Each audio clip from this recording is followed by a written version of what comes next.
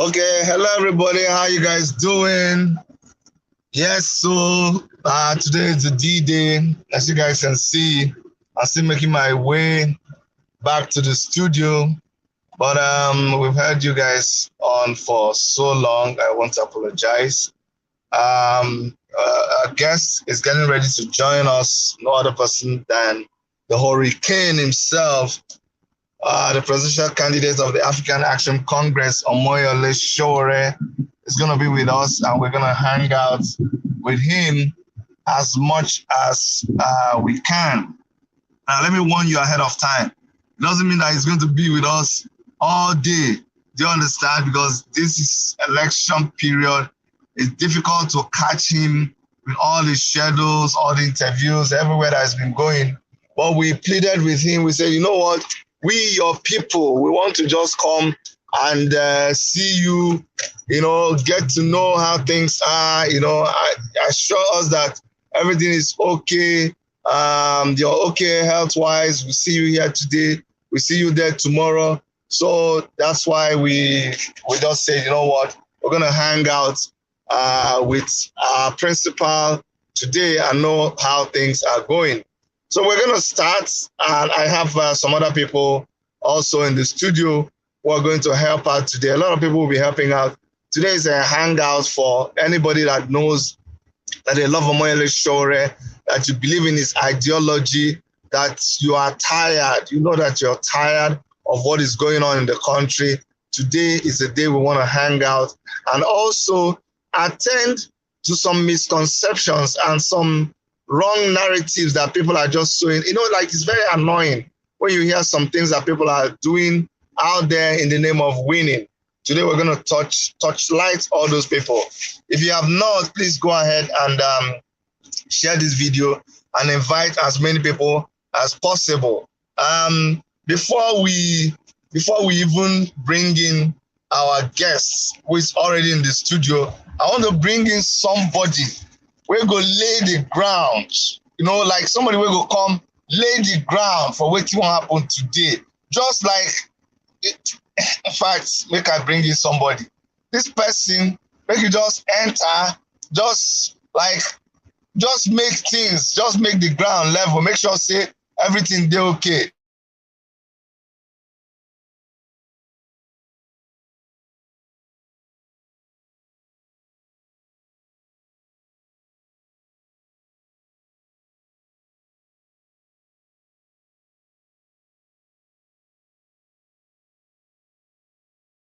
Hey dog, wetin happen? Why you freeze?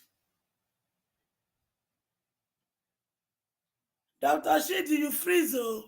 I mean, what's going on with your internet?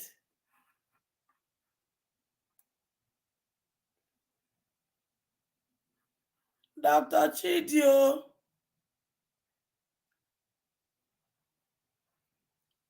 What is going on?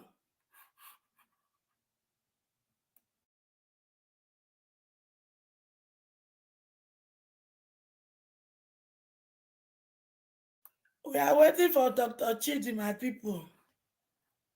Make everybody kulu temper. Today na today. AAC all the way.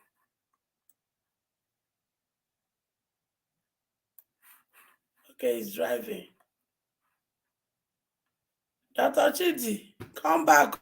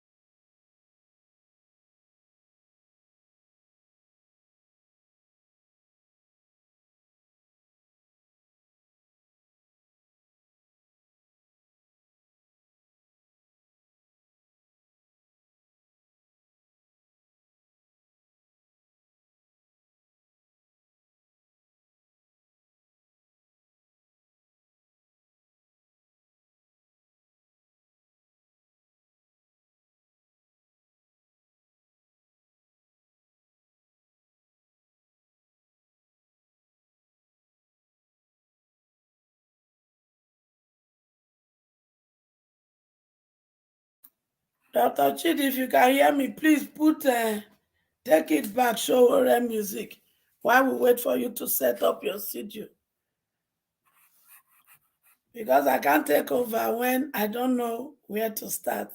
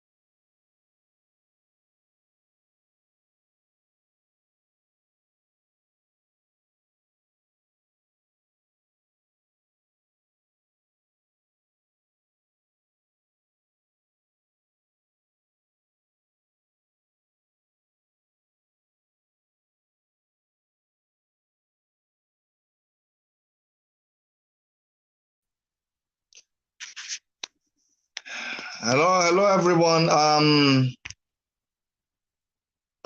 Mama Ho, please, can you start for us? Can you just start for us? Unmute yourself and start for us.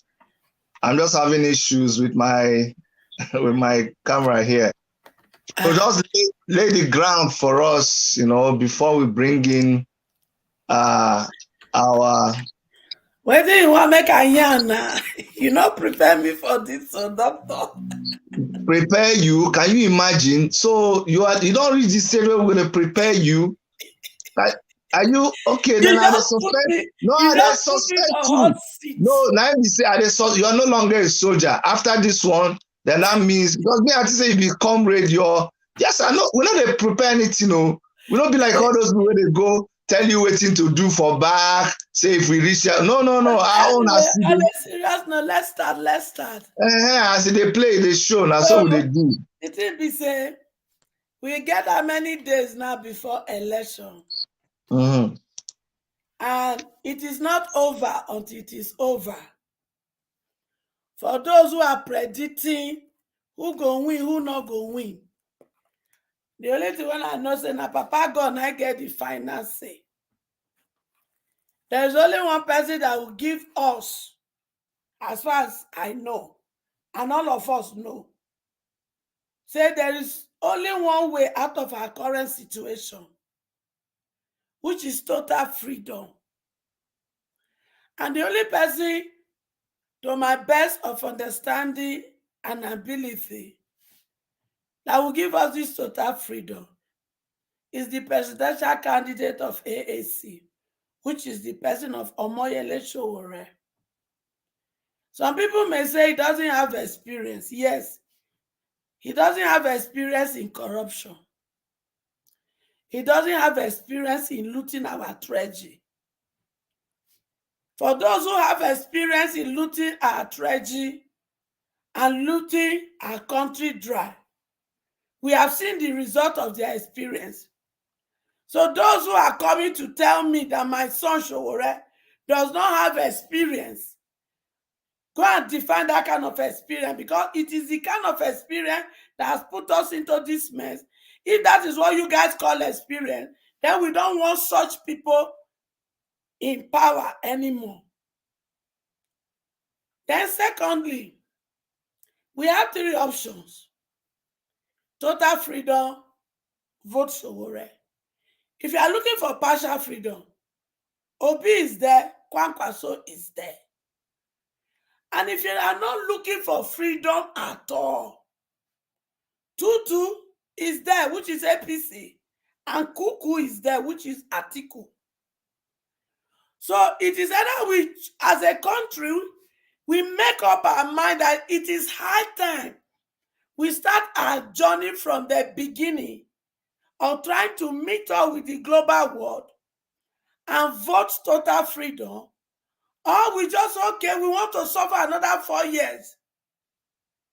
And we choose either partial or no freedom. And you guys may ask me, why is Mama H.O. talking like this? Yes, because there is a specific question that Obi has refused to answer. And that question is this.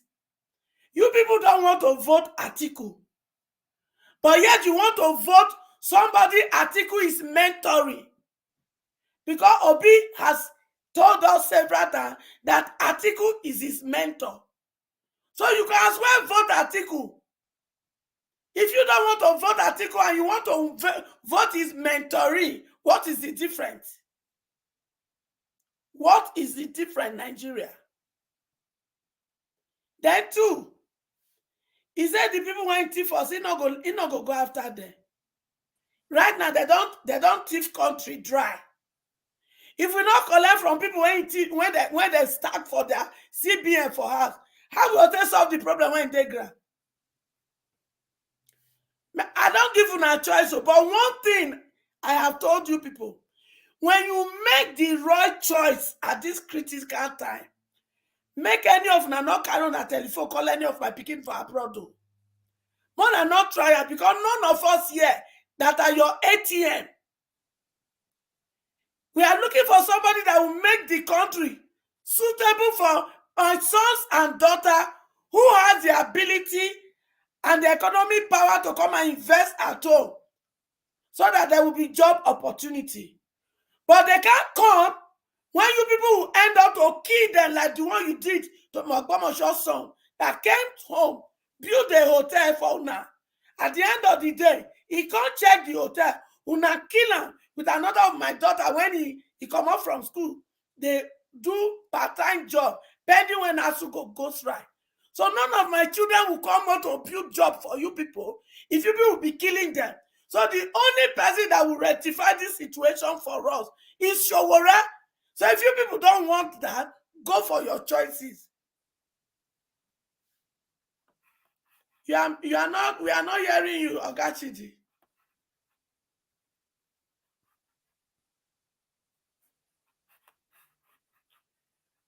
Your volume never come up.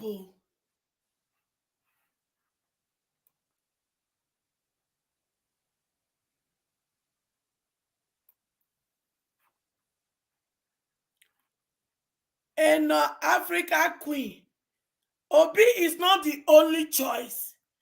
You people should start using those languages. Obi is the only choice. Don't we have 18 political parties?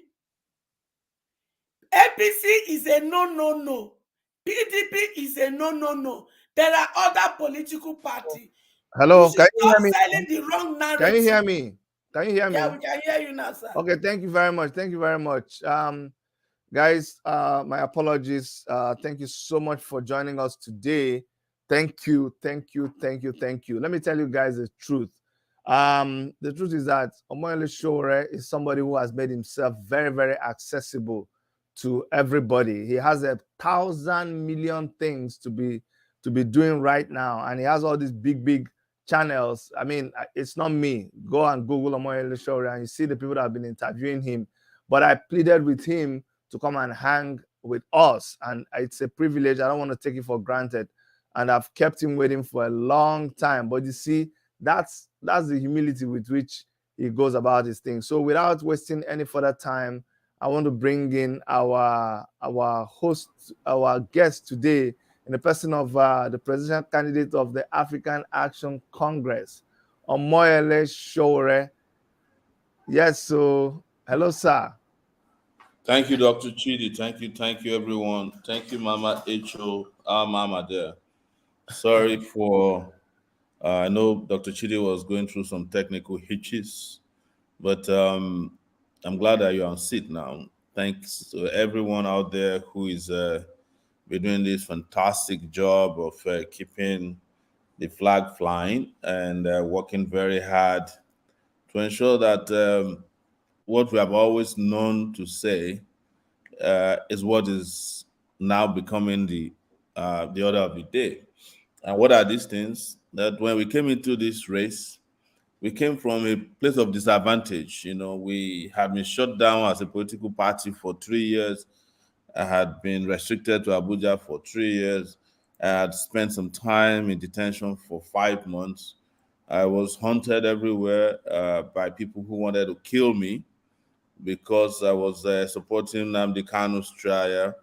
The police officer had shot at me. My brother was killed. Nothing in this world was not thrown at me and at us. So I'm glad that people recognize this and that people are working very hard out there. You see, the goal was to shut us down, and we are being attacked from left, right, and center. We're attacked by the government, we're attacked by political parties, we're attacked by individuals. It's even gotten to a friend that people we thought were friends, our friends, joined in the race of elimination. But we are still here, and that's the reason I want to thank Dr. Chidi, thank Mama Icho, and several of you, sir, mayors out there who have made it possible. Those who have said by now would have disappeared have now changed their sing song to, "Oh, are you still in the race?" And when they say you are still, they know you are in the race. They say, "Oh, where's your vice president?" And when they see the VP, they said, "No, why don't you join us?" And then we say, "We can't join you because we are not the same." They get upset. But here is the goal. The goal is to defeat the enemies of our nation. The goal is to create a new nation, a new narrative. The goal is to stay ahead of all these characters. They ask us, "Oh, when are you coming to campaign?" And we told them that we've already campaigned as far back as 2018 and 2019 across the country. The issues have not changed. And we don't have shishi to give people to come and converge at a stadium uh, in an echo chamber where they don't hear anything. So I'm here reaching way more people than you can get in a stadium. That's the truth. And at any rate, we are the political party without a national secretariat, but that is competing. We are the political party that don't do rallies because rallies are a cake that is competing. We are a political party that is reaching more people both at home and abroad and speaking to the issues more than anybody. We are the political party who has actually had their candidate enter the National Assembly that they say we should be afraid of, and all the parties bow before and after we speak. But sure. Let me ask you a question here. Let me ask you a question. I don't know whether can you, because the last time when you were in the race, you came out with all kinds of things. You came out with Take It Back movement. Now they copy it to Take Back Nigeria movement. I'm waiting. You came with the town hall meeting. They copied it. You came with traveling abroad all over the place. They copied it. Now, are you willing to reveal waiting be the code now? Because people don't, or are you waiting for next season so that they now start doing what you're doing now? Or do you want to reveal it? Do you want to tell them? Because they're asking, what is it you're playing now? Because the game where they play now, we don't know. But you're there, you're seeing, how? No, I think it's not a game. This is the difference between playing games and being authentic. When you're authentic, you don't have to set up anything. It comes naturally to you. It comes naturally to the people. Like I often said to you, there are 18 candidates in this race, and probably even the other candidates don't know themselves. If you ask them, "Are you a candidate?" It's like, "Oh, are you sure you did the election?" And and then the media tried everything they can to place 3 or 4 candidates as their favorites. Including international media. I keep doing polls every day. This is a number one candidate. But the polls have also become, as I predicted, they have become jaded because you cannot do a poll about a place where you are calling only the supporters of a candidate and you present it as the poll representing the generality of the opinion of our people. And what we have exposed in all this campaign is that ideas are far more superior to frivolities or superficialities. That's the truth. And that is probably part of the things that our people are struggling with. I mean, our opponents is that how do you try to kill these guys with no money, no friends in the media, and they don't die? How do you have Sowore competing without any money? with people who have billions. I'm the only one in this race at the front who has never been a two-term governor before or a former head of state. The others have been two-term governors, senators, former head of states, former vice president. And I'm not saying this to make people feel like this is something special. I'm just trying to define authenticity, that when people hear the ideas, when they hear our voice, they feel authentic about it. They say, wow, where's this coming from? These guys actually understand what they know the problems. And then the next day the media will be like, oh, no, what Sowore is saying is not true. This is our position. This is the position of the frontline candidates. Look at the issue of the redesign of the naira. When it happened, I didn't need consultation with anybody. We said this is fake, right? You are not redesigning the naira. In October. Yeah, October. Where are we today? Mm-hmm. And when the chips were down, this is how you know authenticity. The other side, because of their opportunism, sided with the central bank governor and Buhari. For the first time, the people who said Buhari is a bad person are now Buhari's biggest supporters, because he came out with a naira design policy that they think will give them advantage. And now, even the central bank governor confessed that they didn't anticipate that they couldn't print naira enough to, because they mopped off 2.7 trillion naira from circulation. They could only print 350. They went and brought the Council of State to a meeting yesterday. Those ones, as usual, even as diplomatic as they want, they asked them, if you can't print enough, let the old ones still be recirculating. Is that not what we are saying? Mm-hmm. Is that not what we said as far back as October? And beyond that, ask the central bank people and the people in charge of monetary policy. What happened to the digital currency they created with billions of naira? Have you heard about digital currency? What happened to the e-naira? How do you create an e-naira? And you said it's the best thing to happen to you. You are the first in the world to start an e-naira. And then you go back to a p-naira, paper naira. That's the truth. And so the consistency, I think, reverberates with the people. But today I was thinking about where some of our colleagues are, some of our people. I think a lot of them are trapped in, I don't know if you've heard about that Apostle Jones, who in 1978 took some people to Guyana. Yes, sir. Yeah, the Guyana tragedy. Yes. Jim Jones. Jim Jones. And, people followed about him here. Yes.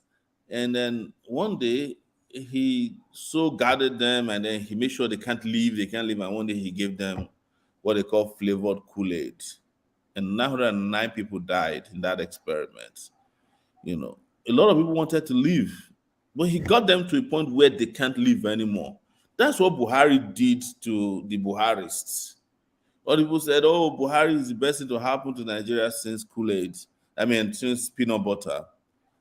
When they realized that Buhari was washed off, they couldn't leave. They started attacking those of us who came after Buhari. They started giving opinions.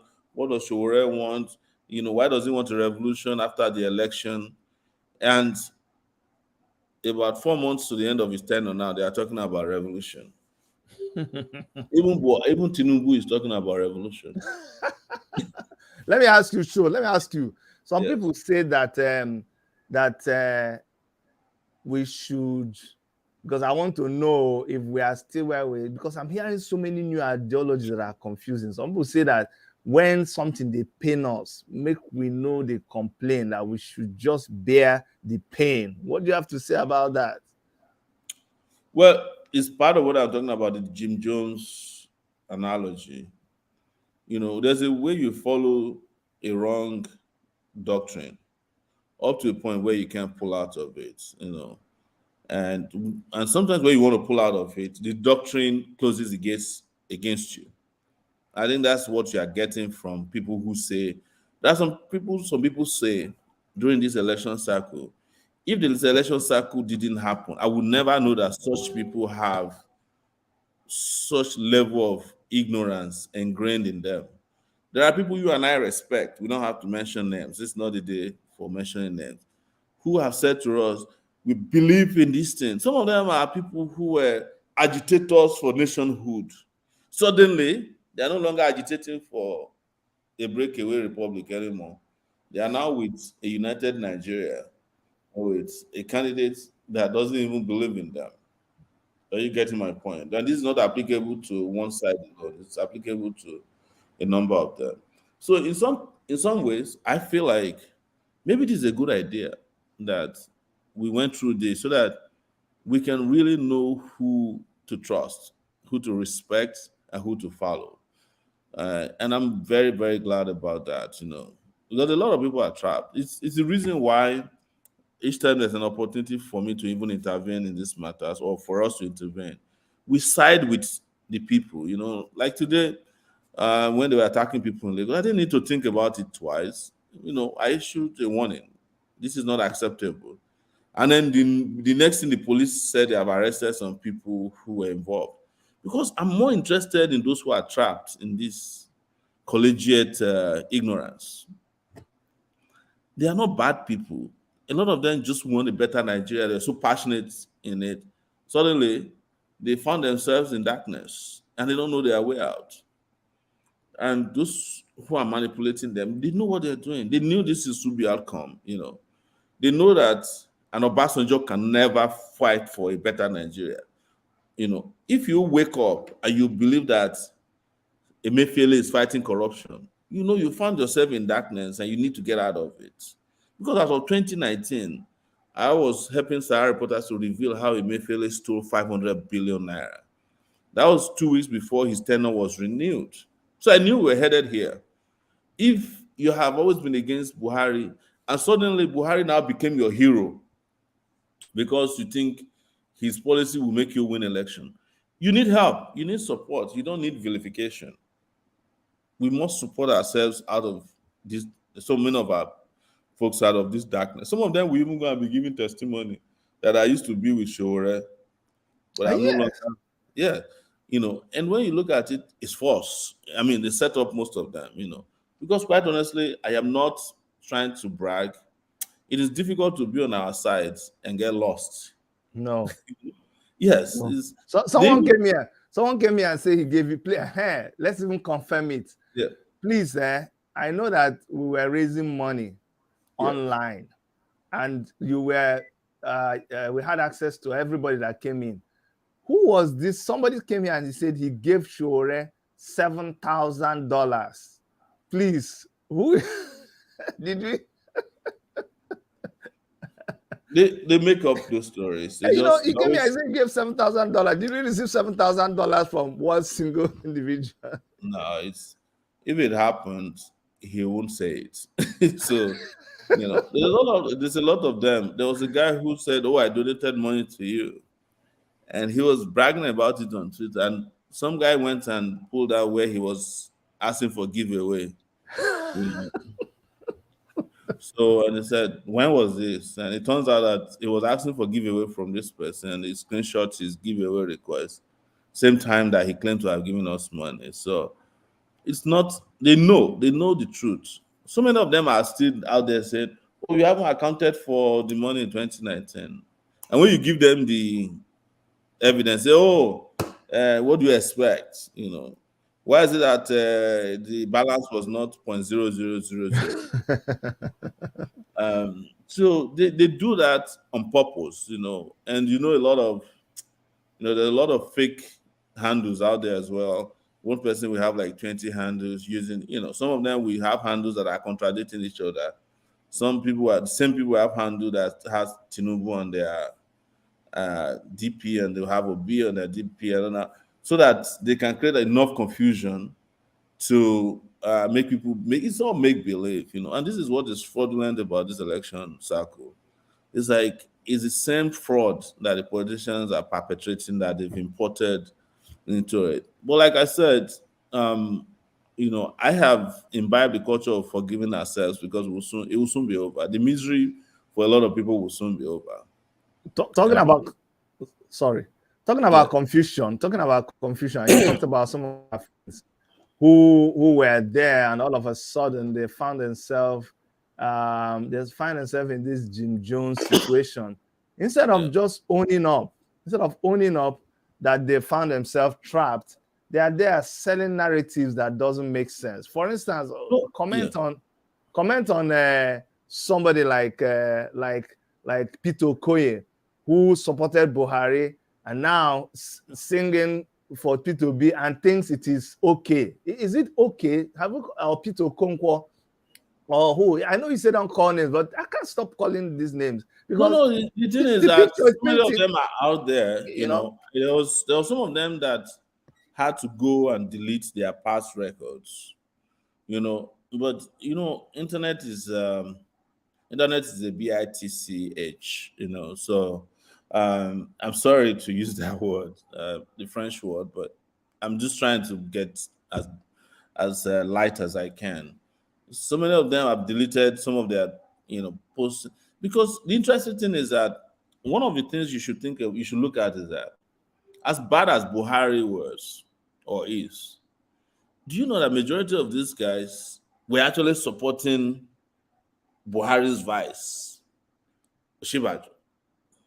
And then when you Shibaju, so how can somebody tell me Buhari is bad and your best candidate for 2023 was Oshibaju? Until Oshibaju was clearly skimmed out of the race, then they move en masse to become whatever they call themselves now. So there was never a time they hated the system. They just didn't like those of us who want to change the system in a manner that I think they thought was too radical. I've said it fundamentally, and you can quote me anywhere, that the whole agenda is to bring PDP back to power. You understand? So divide it into two, divide into three. At the end, if the chips are down today, and this is the best way to make the analogy is, if I get into a runoff against Atiku, that's Sowore versus Atiku in a runoff, who do you think Peter Obi will go with? Just simple question. They will go with Atiku. That's their mentor. That's their principal. They will have 1,000 reasons why they can't go with a progressive person like me, because they've told all the lies that they can tell against me. It's no longer working. They've got to a point. No, and the other thing that people must understand is that when people are not sure of victory, one other thing they do, like Trump did, was to start looking for fall guys. That's what Trump did in the last election. When it was obvious that he couldn't win, he started setting up means of saying, well, it's the TV stations, it's the electoral commissions, and then they had to do something extreme. I think some of them are already preparing for their loss in such a way that they're looking for who to blame. Just like they tried to do it to us in 2019 with regards to the young candidates. Before we could finish our meeting, they said, Sowore that not allow the young people to choose the candidate. But the reason they can't go ahead with such stories is that you ask them, where are the young candidates of 2019? Feladro Toye, Mogalu, Tokwe Fashua. Then they realize that, wow, you're right. But we don't want to make you feel like you're right. Now you're even making sense, sir. Do you know what people are doing now? Do you know if Obi loses tomorrow, they are going to say, it's you people that caused it. They say, it's you. Oh, yeah. That's good. That's they would have been like, oh, if Sowore had supported Peter Obi, he would have won. Honestly, I get it now. I get it now. Thank you so much, Highbury. Thank you so much. Now, guys, there's a lot of you every time I'm talking about Sowore, you say, oh my God, if you could see Sowore, if you could talk to him, if you could touch him, all that one. I'm going to give you a chance to do that right now. I have some of you in the studio. I'm going to start with you, Sims. We're going to have to put your camera on. And Madam H, I'll come back to you because once you enter, the area scatter, you scatter everything. So let me, Sims, I'm going to bring you on, but I need you to put your camera on. One condition for anybody today is that you're going to put your camera. Mr. President, you have followers, you have people who are your supporters from all around the world. This is a supporter from the United States of America. So go ahead, Sims. Sims, thank you so much. You're welcome. Go ahead, Sims. Please unmute yourself. Sorry, I forgot my mic. Hi, Mr. Sowore. How are you? It's nice Sims, to how meet are you you? again. Have Dr. a great Cheating. Dr. Cheating. Okay. Because he knows like I always use my camera off. So it's like he forced my hand because he knows that I want to No, speak not to today. you. Not today. This is not today. It's This as is not the well. day to be shy, Sims. Yeah. It's great to see you. Thank you for coming on. It's great to see you too, sir. I'm so happy to have the opportunity to speak with you. I've been on Dr. Chidi's platform many times, just on this issue alone. And I want to say thank you so much, sir. You have inspired not just Nigerians, but people just all over the world. Just with the type of leadership that you've shown. And I pray that many Nigerians will really grasp it because it's not to say that people aren't aware of who you are. I believe we've discussed on this platform that know who you are, but there seems to be some kind of like a disconnect between what people really know to be true, that you are the one that is the most qualified, the right leader to lead Nigeria, and with agreeing with quote unquote public opinion or public popularity in terms of the other candidates. So a previous broadcast, it was brought up about the the situation in Nigeria and how desperate it is with monies being unavailable, and of course the continued topic of insecurity and everything. I'm asking you, Mr. Sowore, what? And I'm not. My asking this does not in any way infer that you have not addressed it. But on this platform, maybe there are people right now that haven't heard your response in terms to this. So, what? How do you address the fear, it seems, for people that know you to be the right person, but still feel pressure or just this need to go with the status quo or to go with what they think is popular? How do you feel best to address the fear, it seems, for people to just going out and voting with their conscience instead of what is popular? Well, see, this is a very powerful question, almost a question that I'm a bit emotional about. The reason I'm emotional is not because it's me. I can imagine sitting back at this time in my life and knowing that this is the right candidate, and I have to be pressured so much that I'll go with what is wrong. I don't know. I'll be beating myself down right now, and that is where a lot of Night. But let me just simplify it for you. Nigerians, since the time of slavery, have been under constant bombardment, from those who control their lives. And it was the white man at the first time, and then it came later to black people, the ones that they handed over power to in 1960. And one of the things they do constantly is keep telling the Nigerian people that they are not good enough to govern themselves. It's just like you have a number of kids in a house, and as this child, you just keep telling you're not good enough, you're not good enough, you're not good enough. You get a point where the child accepts that they're not good enough, even though they might be the best. That is what they've been doing to the Nigerian people. Nigeria is like a plantation. Let me just break it down to you. And it's owned by plantation owners, and it's like a board of directors or board of trustees of this plantation.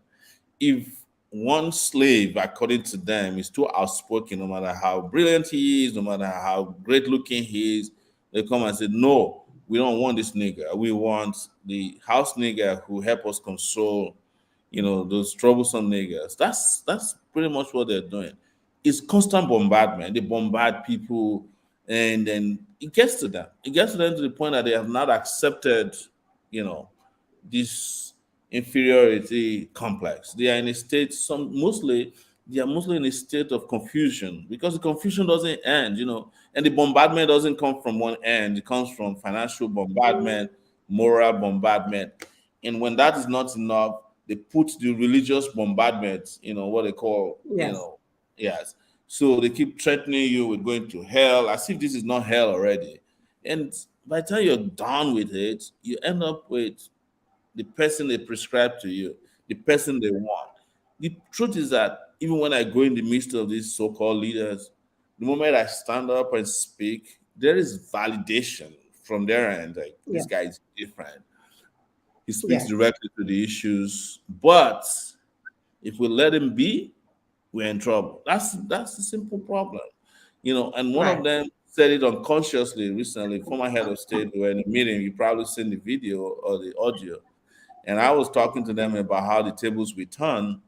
And he bashed it out without unconscious said, if you win, does it mean we're going to have to leave this country?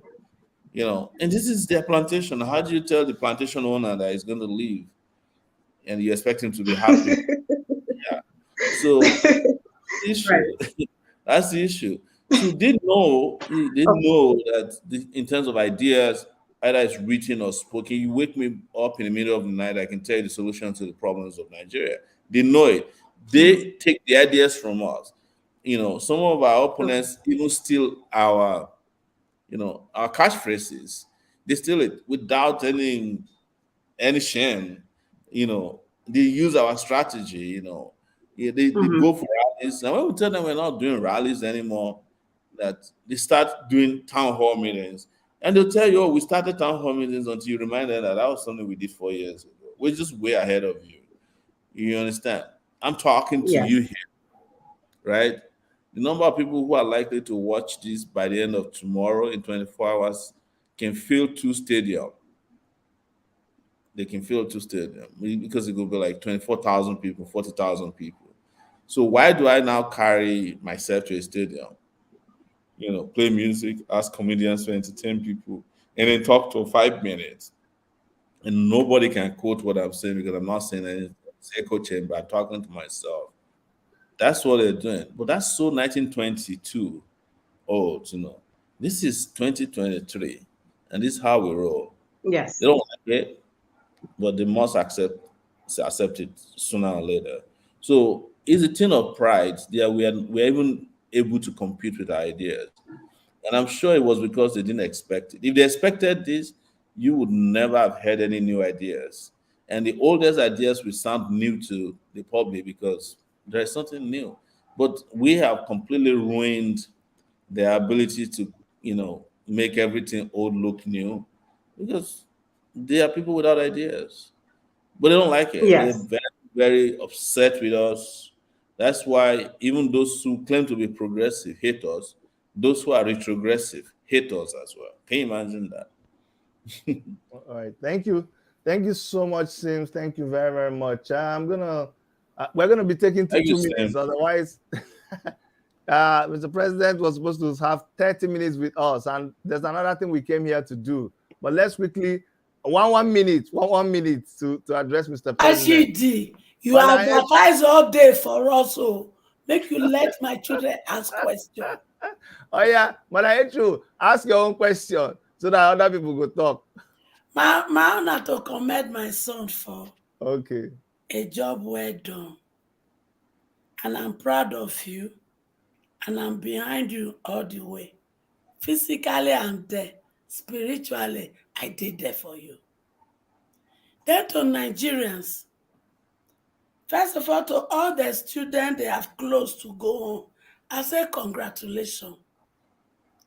Because if they allow you people to stay in school, you wouldn't have had the opportunity to vote. I entered Unica 1992/93. At that time, they started this strike wahala. And for 20-something years plus, we are still doing strike, ASU strike.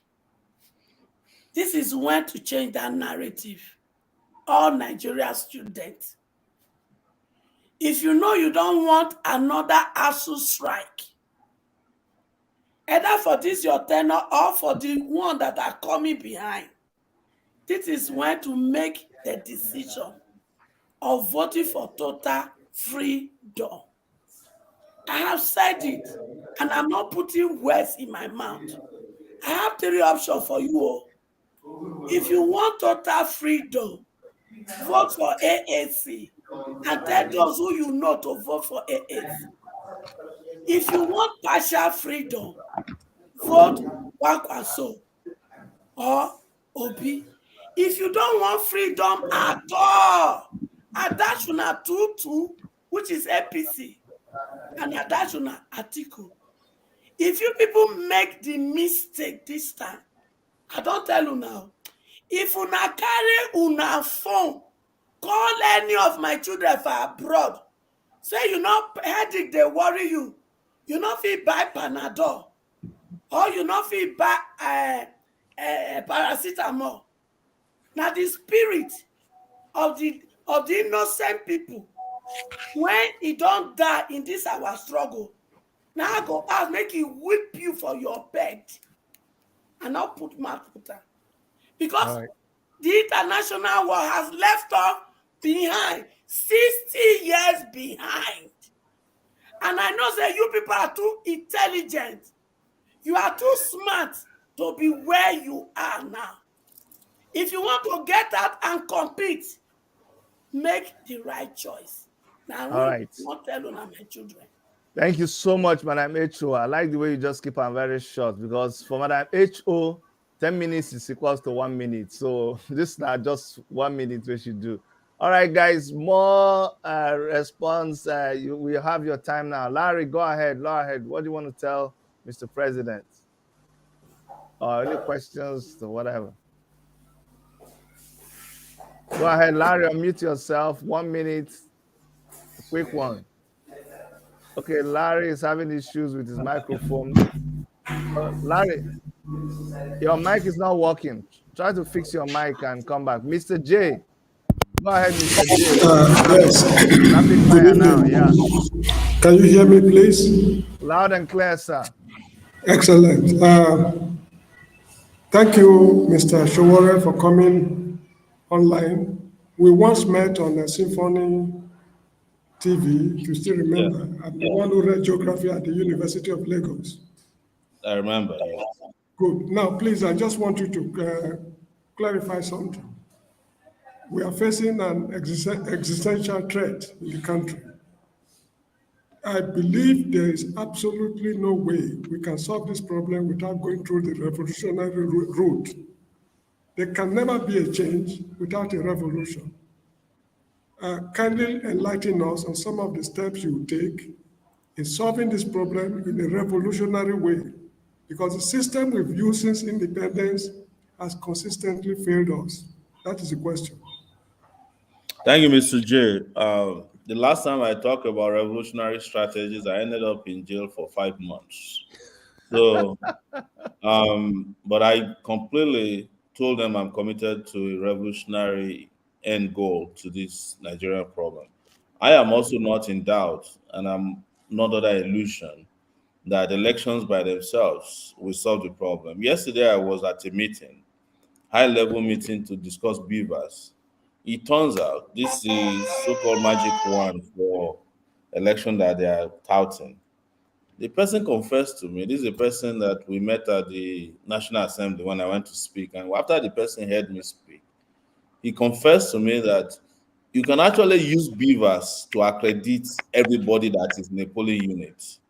The person operating the beavers can accredit everybody in a polling, whether they are present or not. So beavers had also proven to be a failure in Osun State. They were able to produce from inside one beaver machine 2 results. That means that you can program the beavers to do whatever you want if you are told the source code. I know this is much, this is a little bit of computer language, but it's no big. People know about source codes. If you want to go to my website now and change something, if you are very knowledgeable, as I'm talking about Sowore2023.org, if you are very knowledgeable about source codes, you can ask the website to become a code. What you see is a bunch of numbers, right? And you can type in some things, type send, and the website will give you results that are different from what should be on the front page or a known source code section of the website, a version of the website or mode of the website. You change the mode, you change the message.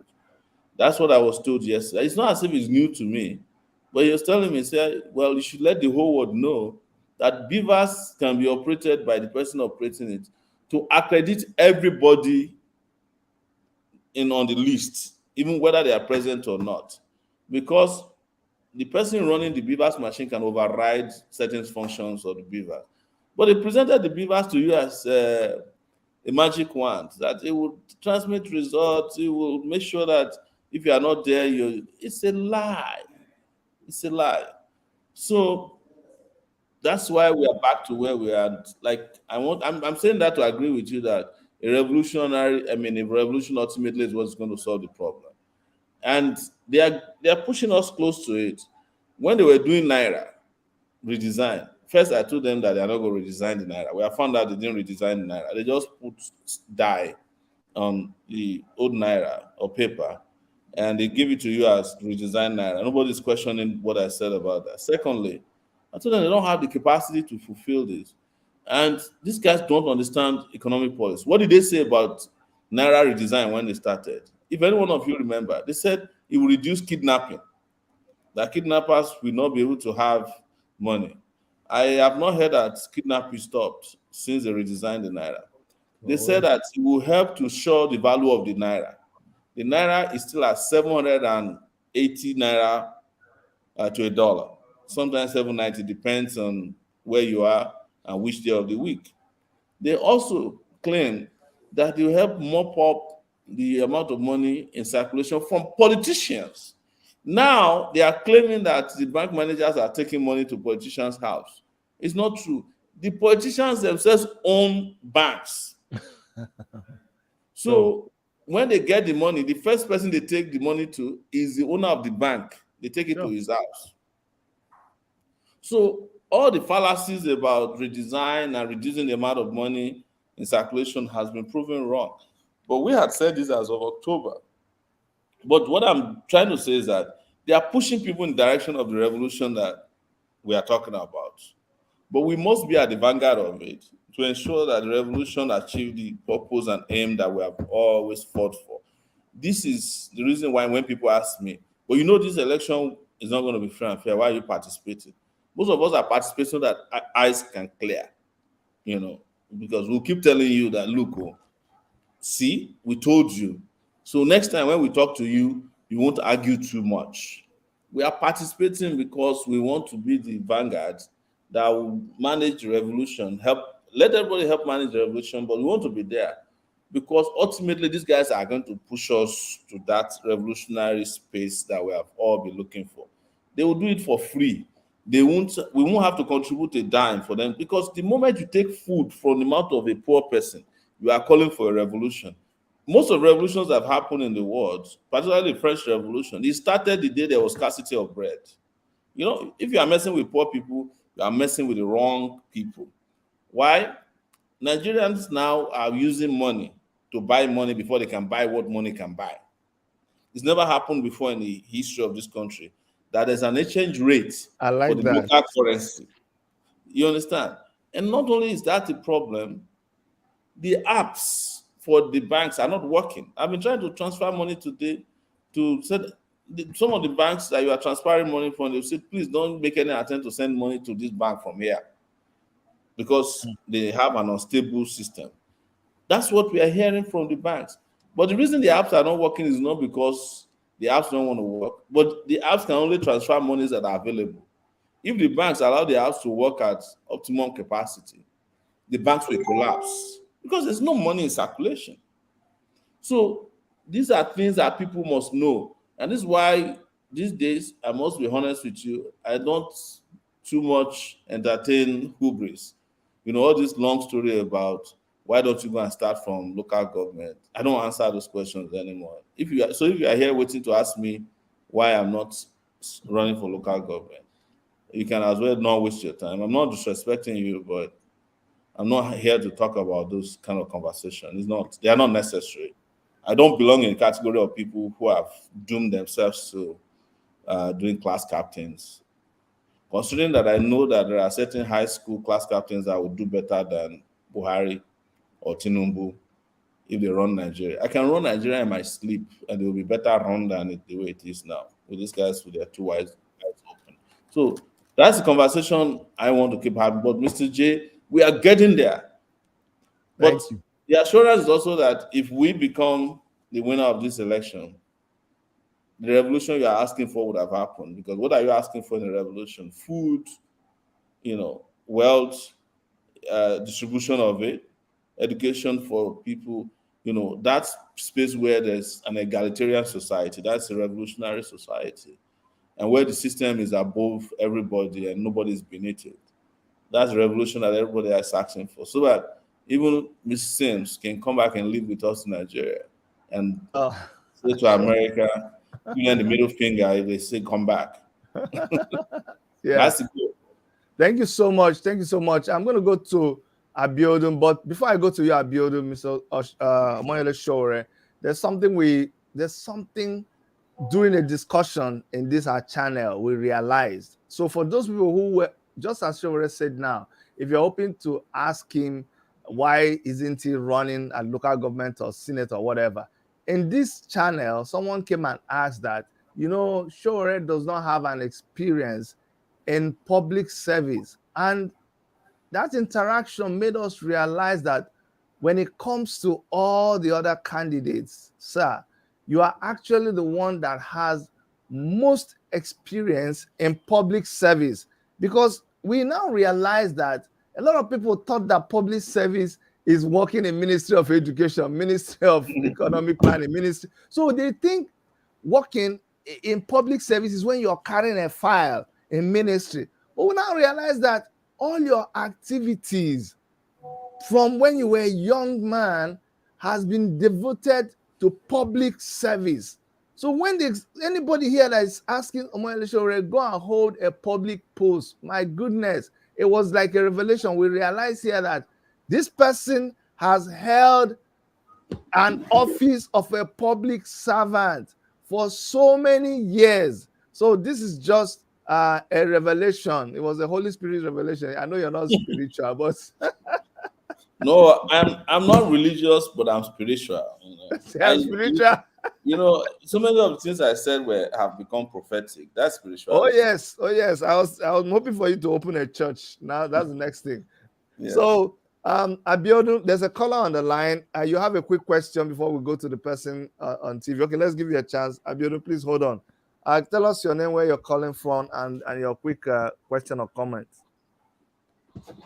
Hello, Dr. Chidi.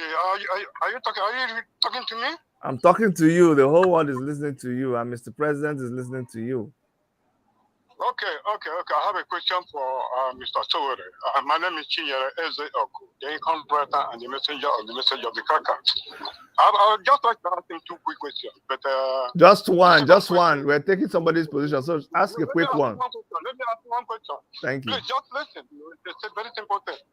Is it Mr. Sowore, in the last presidential election, you contested in that particular election, and in this particular election now, from your own mouth, I listened to you. You said that the BVAS is a corrupted procedure. But actually, you can do anything with the BVAS. You can write results. You can do anything that is not authentic. Now, the question I want to ask you is, knowing the fraud in the BVAS and all that, why are you contesting? Why are you still contesting in this particular election when you know it can already be predetermined in whatever direction, the people who are on board or who are in charge want it to go? All right. Why are you contesting it? Okay, thank you for the question. I'm going to take Abiodun's question before we let him answer. Go ahead, Abiodun. I've actually answered that question already. Okay, you know what? No. Hello, were you here before? Because he already told us why he is contesting. I can't ask the second question up front. I want to know why. You want to know what? Hold on. We're not hearing you. What did you say?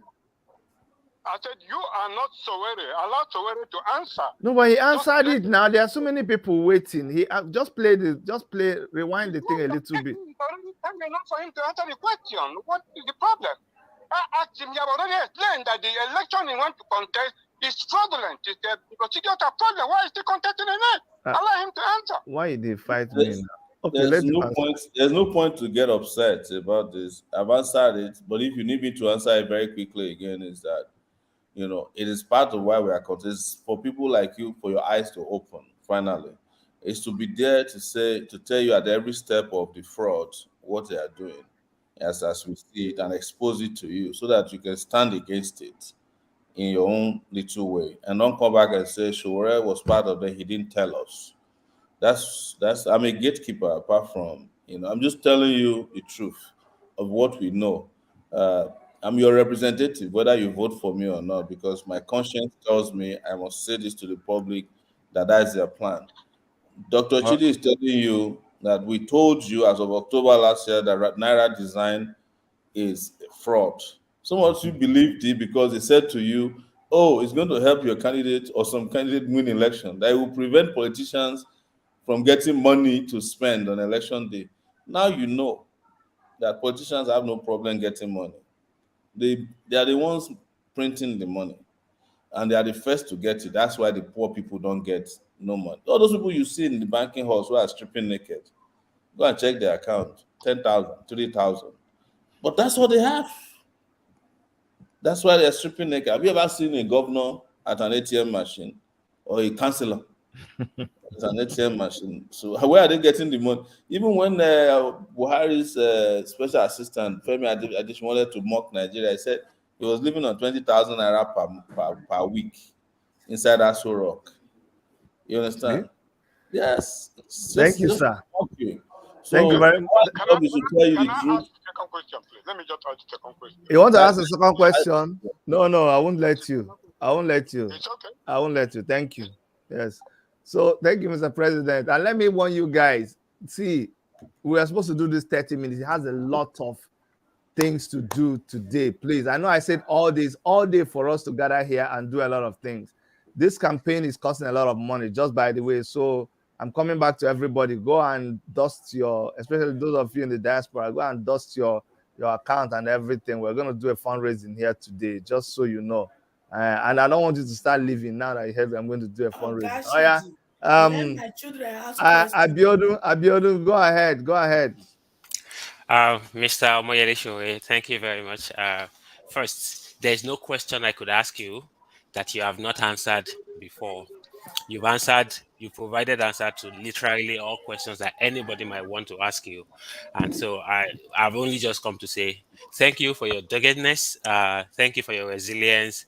Thank you for your sacrifice. It takes a lot. I just, came to the US a year ago, and to leave this comfort to stay out there, doing all that you're doing, going from place to place at the risk of your life, not seeing Mimi Fair and your son and your wife, it's a lot of sacrifice. I can only say thank you, and I know you don't look at the negative comments that some people post on pages, but be encouraged, keep being encouraged. I went to Ife, Africa. Africa was your friend. I saw videos of you and Africa back in the days. And if Africa was alive today, I can imagine how, having a Sowore and Africa, doing the same thing, like you all fought, and I know what it means to fight for freedom of the masses. Just today you tweeted or posted about those attacking Labour Party in Lagos, and that's who you are. When Reno Mercury's son was attacked, despite the fact that he's your hack, he just goes all out trying to defame you, but you were like, no, don't touch the daughter, so you are out for justice for all, you are out for freedom for all, for the entire masses. So I'm here just to say thank you for all that you do. May the good Lord reward you. I watched your show in church the other day when you preached that if you open a church, you literally run all the pastors. They won't have but and I like all the analogy you shared with us that day. Thank you very much. Just to express my appreciation to you for all that you do. Thank you so much, Abiodun. I really appreciate that. You're welcome. Thank you. Thank you, Abiodun. And talking about church, we have a caller on the line. Stand by. I'm going to connect to you, caller on the line. Mr. President, talking about church, someone is requesting from your friend that they should refund him the money he invested in the church. And as someone who is coming to be our president, it's important that you comment on very crucial issues of states. And this is one of them. What do you have to say? When I came across that video, I don't know what to think about it. It was like, this is a new It dimension is to. it's serious. It's a serious issue. It really is. But I thought at first he was joking, but when he brought out the checkbook of his investment in that church, I then started to take him serious. But here is my position. I don't like to get involved with religious matters. I don't like to mess with people's faiths. It's a very tricky thing. But I think the state should be separated from church or mosque. That's why I said I would never invest a dime of our state money on pilgrimage. If you want to go to pilgrimage in search of God, go to your village, climb a tree and look for God there, or go to the lake beside you, or climb a mountain. God is all over the place. You know, the second aspect of it is, if the Nigerian state is working, most of the churches will not be able to take advantage of people the way they are taking it. The checkbook he showed you would have invested it somewhere else, Sure. but the church is taking advantage. It's not the church, all religion, including even babalawos, they take advantage of people in these desperate times, and that is why you see the church always also have their own preferred candidate, the candidate that provides the back door for them to go and make money. Till today, part of why you see so many of these churches hate some of us is because they were making a killing under Jonathan. One church leader bought a jet under Jonathan. They were using the jet for money laundering to go and buy arms that were never brought to Nigeria. Orisha Jaffa. Yes. The moment the money was not around anymore, the wife left him.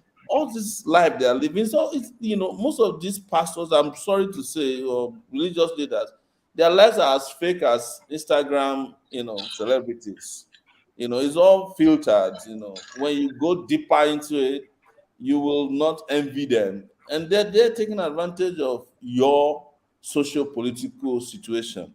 Imagine if you have hospitals in every state. Why would anybody go to church to go and be praying for headache? You understand? When a doctor will just give you telemedical advice and you'll be fine. Why would anybody go to church to go and treat cancer when the wife of the GO died of cancer and he couldn't cure him or how, but the problem with it is, like, the belief system is so awkward. You know, I say it with authority that I know, because a part of my investigative reporting life was following people who they said they have performed miracles on. I followed a lot of them. No one was scared of anything. And when they died quietly. Even TB Joshua, as popular as he was, he died. And his church members will say he went to join God. Yeah, is that what he wanted? Because do you know why he died? He had stroke, and in an attempt to hide it from his members, he couldn't go to hospital for a long time. He went to Turkey to go and treat it. He ran away from Turkey to come back, just to come and pretend that he's well. When the stroke came back the second time, he didn't survive it. And the day he died, on the way to hospital, there were 40 cars following him. When they realized he had died, everybody went back to go and carry whatever they could carry from his house and ran away with it. Since he died, the church is no longer booming. So I'm not, like I said, I hate to discuss churches, but they are part of our practical problems that must be solved. That people should not be left at the vagary of people who are using religion to scam other people. It's the same thing we are opposed to people who are using politics to scam others. They should have no right to be getting away with the blue mother. So the man whose investment has been swallowed by a monkey should look for the monkey and collect his investment back from him. All right. Thank you, Mr. President. We're going to do this in this order. Untitled, please go ahead and unmute yourself. And after that, I'm going to take a comment from the caller on the line.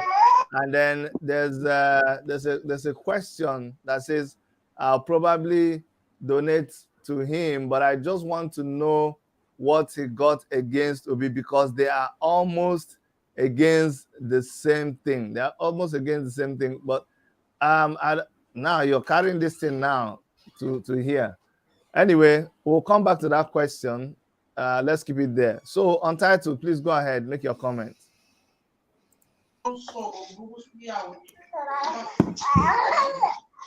Good evening, Mr. Sowore, our president. Are you hearing me, please? Yes, he's hearing you. Go ahead, please. Okay. I think we're all frozen. I want don't know to. if everybody can hear Dr. Chid. Can you guys hear me?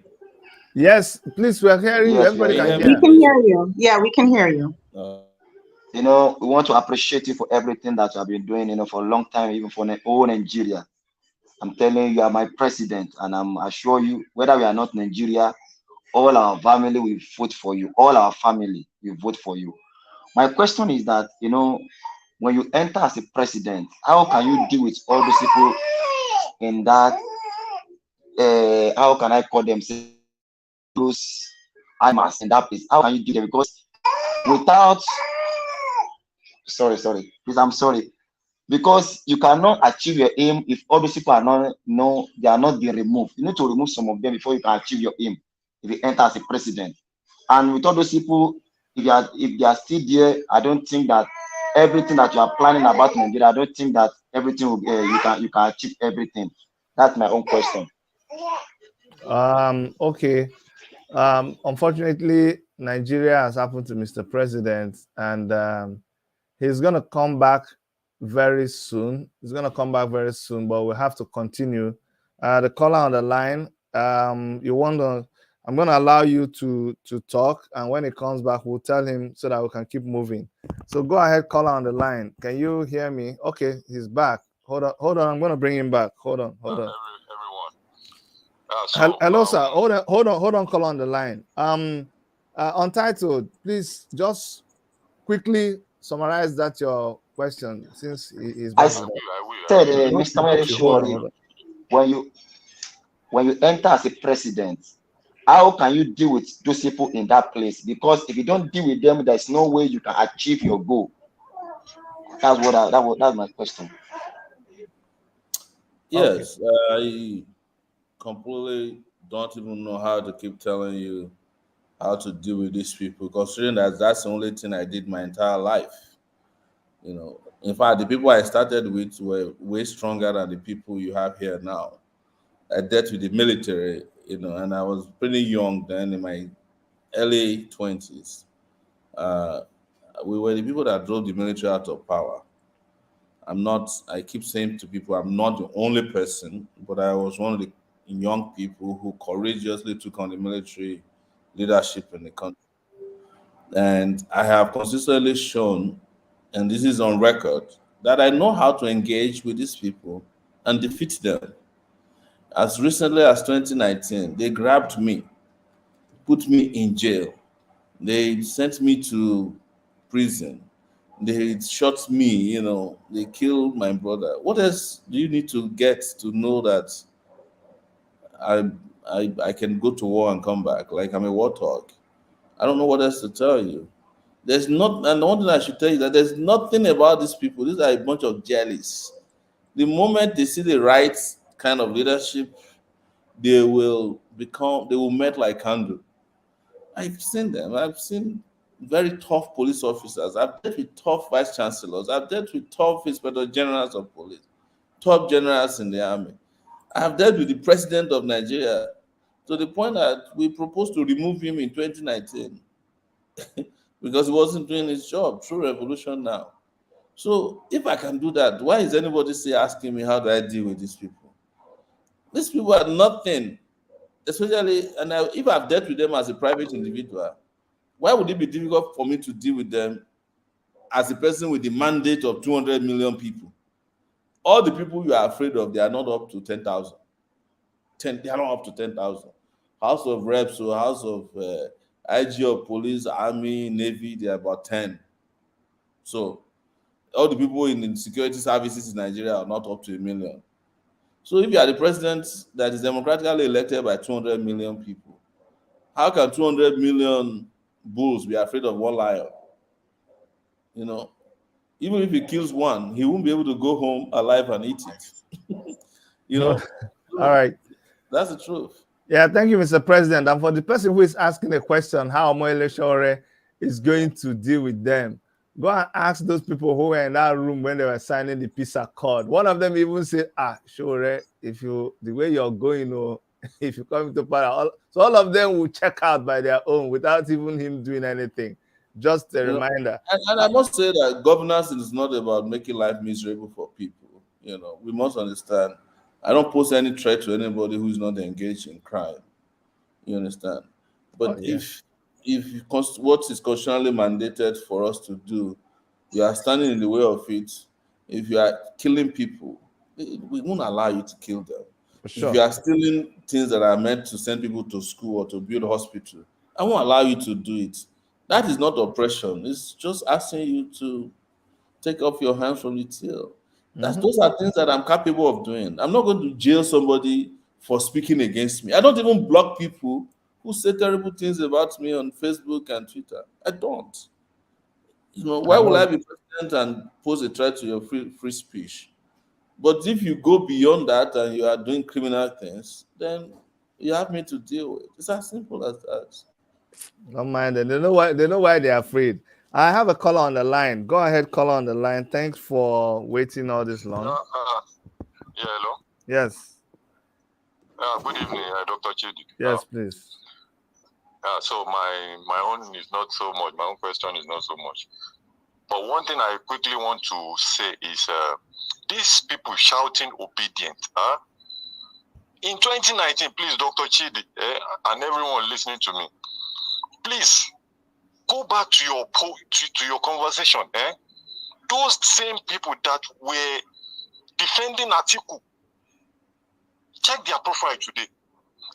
I remember there are some 3 guys on my Facebook friends. I was telling them that why you have Omoyele Sowore, that was in 2019, and they were defending Atiku. So fast forward to this year, 2023. This same guy now, they now left this article. Now they are behind Obi. So I was asking one of them that what is wrong now? Now you are criticizing that the guy just said leave me. He said leave me. So these guys, they just want change of tribe. They don't want a real revolutionary change. Let me just quickly add. Hold on. Go back, check your post in 2019. Okay, hold on. 2019 is too far. You know, 2019, yes, a lot of them were articulators. They call themselves articulated or articulator in 2019. That's the truth. But what will shock you is that majority of them were supporting Professor Shibaju, who was Buhari's deputy in 2022 until he lost the primaries of APC. It was the first set of people who moved to Obi were Oshibajo's supporters. So when did Oshibajo, who is deputy to Buhari, become a saint that we are following him? You know, I think there's a name they used to call themselves under Oshibajo. It didn't last long, so I can't remember the thing. You know, they had the name they were calling themselves. So, but my issue is not them. It's not this mass hysteria. It is the mass hysteria you are saying is not organic. It's programmed. It's programmed with money. You know, if you look at the way they operate, the church is one of their bases. You know, you go to a church, yeah, you go and kneel down there. Even somebody who doesn't go to church before now started going to Pentecostal churches. You know, and it's not even Pentecostal. It's all game. You know, it's programming. You see, that's why I was using that of, you know, the example of Jim Jones. Human beings can be programmed to become good and bad. We're just like computers. If somebody knows how to manipulate people, you'll be shocked. I give an example of Mama Echo. I did not know Mama Echo, and I mean, I didn't meet Mama Echo until after I went back. I went on AY Live. But when Mama Echo was on AY Live with Obi, the next day, I started getting a lot of these clips that said, "Oh, Sowore major supporter abandons him for Obi." I said, "Who is this?" I listened to the thing. I said, "I don't know." I was even arguing with my people. I said, "This Mama Show must be a Lagos-based person that knows AY very well." And they manipulated what she said to mean that she has abandoned her candidate for their, and a lot of people believed it. It was when other people started countering with the full gist that they now said, "Oh, this woman was the one who caused Obi's downfall on AY's life." And but the initial clip they were circulating was to program people to believe that she had a candidate, and after Obi spoke and convinced her, she has now changed her mind. That was the initial clip that was going around. It wasn't until one of our personnel contacted me and said, "This is a full clip." Oh, I now listen to. I said, "These people, they are high level manipulators and programmers. They will program anybody to say that black is white." You understand? They will. If they go to rallies, if they set up their rallies, they have photographers that will stand in an angle. If you don't see the rally very well, you think that it's 1 billion people at the rally, even including the rally today. The only problem they have is that they did the rally today in Lagos. So the APC people were flying drone over there and showed that the rally. But if you look at the photographs from the rally, you see, this is the biggest rally. They shut down Lagos. But Lagos could be shut down by anybody. To shut down Lagos, you can just go and park, jam somebody on Third Mainland Bridge before you know Lagos is shut down. But Lagos wasn't even shut down. But that's not my issue. My issue is the conversation we are having about programming. And how I said at the initial stages, the programming, some of them are done by people you and I can never believe will be involved in such level of fraud. For reasons best known to them, they will just there are friends of mine that I grew up with who called me, especially those who are in the diaspora. "Oh, Obi has already won. Why are you not accepting to be EFCC under him?" I had to remind them that, do you know how long I've been doing this? If I was looking for a job, I probably would have been minister twice. You understand? How did I meet Kanyamo? I met Kanyamo at Ganifa's house, serving us food during his birthday. He was a lawyer. He wore slippers. I'm not in any way, So before Kanyamo became a minister, if I was looking for a job, I'm sure I would have been minister 10 years before the Kanyamos of this world. But I've never, and I'm not looking for a position. If I'm offered a position today, I will not accept it from anybody because that is not what I came here to do. I came here to change the world. And you cannot do it by being a servant to the people destroying the world. Mm-hmm. Otherwise, Jesus Christ would have accepted the position of archdeacon in the old church when he came. And they would just tell him, "Don't worry, you'll be growing small. And one day you become archbishop." Mr. President, old. I would discover that he's 90 years old. And God would have been like, "Jesus, I've been calling you. Where have you been?" Say, "Baba, cool down. Oh. I'm archbishop now." You see, in your spiritual manner, you've revealed another thing today again. You say something on a very serious note. People keep asking, why don't you want to go and become, take a post? Even if that was, you just say something very, very important now. How can, assuming Obi became the president and you don't become the president, by then Obi will be leading and be ruling with the likes of Obasanjo, IBB, the same people that destroyed the country. Okupe. Yes. Name them. If they don't like when you list these people. Now, how would that be I will now go into a cabinet with Obasanjo, Okupe, and all that in Aso Rock. We will now be sipping champagne together, And I will now say, Obasanjo that carried our money in 1970. It's not possible. Put them for coffee. It's not possible. When did they carry come out When the Mario go home. Now they read history. Now they read history. I will not be there like, now explaining to you guys that, look, when you are eating, you don't talk. So I don't get it. I mean, if Obi is to set up a cabinet today, 99% of them will be organized criminals, people you and I know, because they are the ones who are funding the campaign today. Sure. Practically, Obasanjo is Obi's campaign manager. Peter Said Atedo is Obi's deputy campaign. Obasanjo slapped somebody 4 days ago because of Obi in his house. I don't know if you guys saw the news. Physically, he slapped the guy from Ogun State, who the PRO of Labour Party. He beat him up inside his house. Yes. And what did the guy say? They get information the Labour Party chairman is corrupt, that he can't work with him. Obasanjo said, even if the Labour Party chairman kills somebody, for now, go and shut up until after we win. The guy was trying to push up one, he give the guy a for face. Tell him, say, nah, Papa, he be. You understand? So I'm going to sit down in a place, and you people know me. If Obasanjo just slap me, you know the next thing that will happen.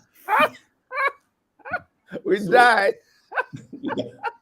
We died. No. Baba Tunde, go ahead. Go ahead. Okay, no. Before you, fabulous OG was here, guys. After Baba Tunde, we're going to do something now quickly because that's what I want to do. Fabulous OG, you and then Baba Tunde. 1 minute, please. Let's do something quick. 1 minute. Good evening, my president. Good evening, sir. I don't know. Thank you. What I want to ask you about light for like my city now, Edo State. Where you go buy light, now you go buy pole, now you go buy transformer, now you go fix everything. What do you go do about that one? Now you go buy pole, buy transformer. Now you go still buy the ladder. Wait, NEPA go take cut your lights. And the wire, everything. Everything. So that one, the solution is very simple, and this is why we get frustrated. Is that I'm sure you are probably not in Edo State right now, right? No, I'm in Italy. Yes. And you are in Italy. I was in Italy in 2018, right? And most of you don't even know where your electrical pole is located, depending on which city you are. There, say Italy. That's some part of Italy where they like Oshodi, but there are also parts. I live in Torino. You don't know where your light is coming from. You don't know where your water is coming from. You don't know where your gas is coming from. So what happens is that everything is computerized. If your money exhausted, they will reach you and say your money is exhausted. You go online and pay, or there's a card that you use in paying. That's how you renew the light. You don't have to have anybody walking around cutting the light, but there are also now technologies that says you can grow your own electricity in your house. You can have mini grids where entities alone have their own light. But the truth is that we are still way behind here. The reason why they are cutting your lights is that, they are asking you to buy wires, that somebody has paid for it, but somebody has also embezzled the money. All these meters that are supposed to regulate the electrical bills, the Nigerian federal government has paid for meters, but they refuse to distribute it to Nigerians. So to get a meter now, you have to pay another 120,000 naira to get a meter that will be the prepaid meter, which is the meter of justice for how much electricity you consume. So until you have leaders that are capable of doing this, of ensuring that that's what you are paid for, what we give you gets to you, you are wasting your time. In That's Benin, why I want to vote for you. Yes, in Benin, let me tell you the story of today in Benin. The deputy governor of Edo State is the owner of a petrol station. His petrol station is one of the petrol stations selling fuel at 500 naira per liter. Yes. It was from him the other people took a cue that they too can sell because the deputy governor is also selling. A friend of mine came to meet me today And he decided to arrange to go and bombard the place by protest before he started selling at a little bit above the normal rate. But had they not protested, there's no way that they would have been able to bring petrol, because there's petrol in Nigeria as we speak. This is just a connivance between the NNPC and petrol outlets. That's what is causing the problem. There's petrol, but they don't want to sell at the official rates because they want to cut everybody's throat, and they know that Nigerians are desperate for petrol, and there's no leadership in the country to regulate anything. So your deputy governor is selling petrol at a black market rate. What do you expect will happen to other people who want to, when lawmakers are breaking law? So it's for us to come in, ensure that everything that needs to be installed is installed. My own village, since I was born, I've never had electricity in my village.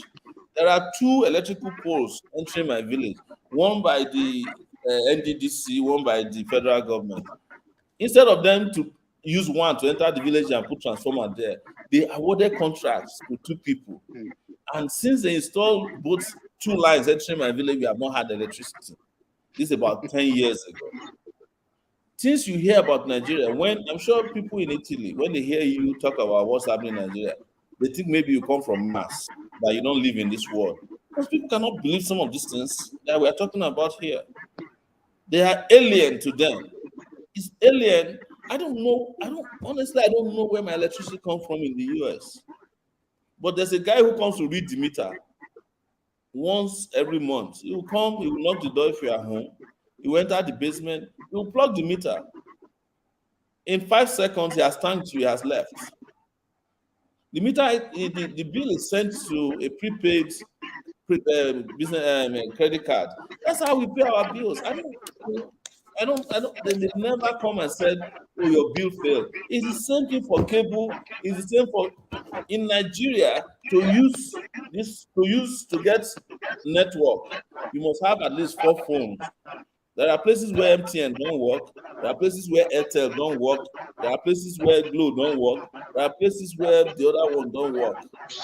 And the cost of buying data for people like me is more than 6 months of you buying data in the US. Because the moment you pay $25 in the US, it's free voice, free data, free everything. You can watch even football, everything on your phone. The data is unlimited. Here, even when they give you unlimited data, after using it for 2 weeks, it will now become limited. But they will not tell you. All right. Thank you, Mr. President. Thank you. Fabulous OG. Fabulous OG, please. Babatunde, I know you're going to be very brief. And then yes, we're sir. going to do the surprise I have for Mr. President. Okay, how many questions can I ask? One. Just one, right? I have to run, actually. I only committed. Okay, no problem. I'm just going to ask one question. You guys are too amazing for me to do. Okay, let me see. The question I have is, do you plan on putting we youth abroad into educational and trade-based jobs in Nigeria? When you win the election this year? Yeah. So I have a lot of plans for the diaspora, because the diaspora is going to become the kernel for my own foreign investments, agenda. I'm not looking for no white man to come and invest in Nigeria. I'm looking for Nigerians who have left, who have done well, to be investing. In fact, if you look at today, the people in diaspora are the biggest investors in Nigeria, because the money you send in through Western Union, Eastern Union, whatever union you are using, is more than the Nigerian budget on a yearly basis. That is why one of the first things I want to do is diaspora voting as well. Because you cannot ask people who are the biggest contributors to your economy not to vote during. They should be able to choose their leaders so that we don't keep choosing each other. Because at the end of the day, these thieves are the ones managing your Western Union money that's coming in. They come in first through the central banks or the banks. They provide them liquidity. So, and they do whatever they want with it. So in terms of job, anybody that wants to come, we will have a relationship with the diaspora that we help relocate the diaspora back to Nigeria, the same way they did in India. The reason why India has one of the best medical services in the world today, including people going from the US to go and treat themselves in India, because the US medical system is fucked up. I'm sorry to say, pardon my French.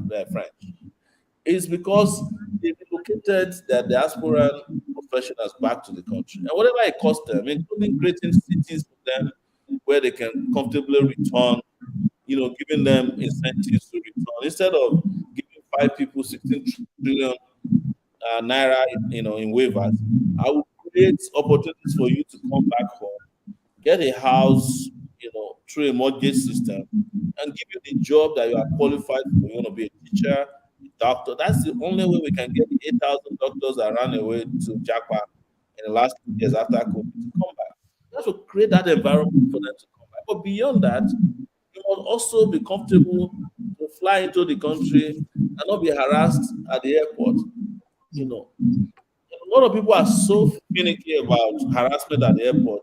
If they come to Nigeria once, they will never come back. It's just because of customs.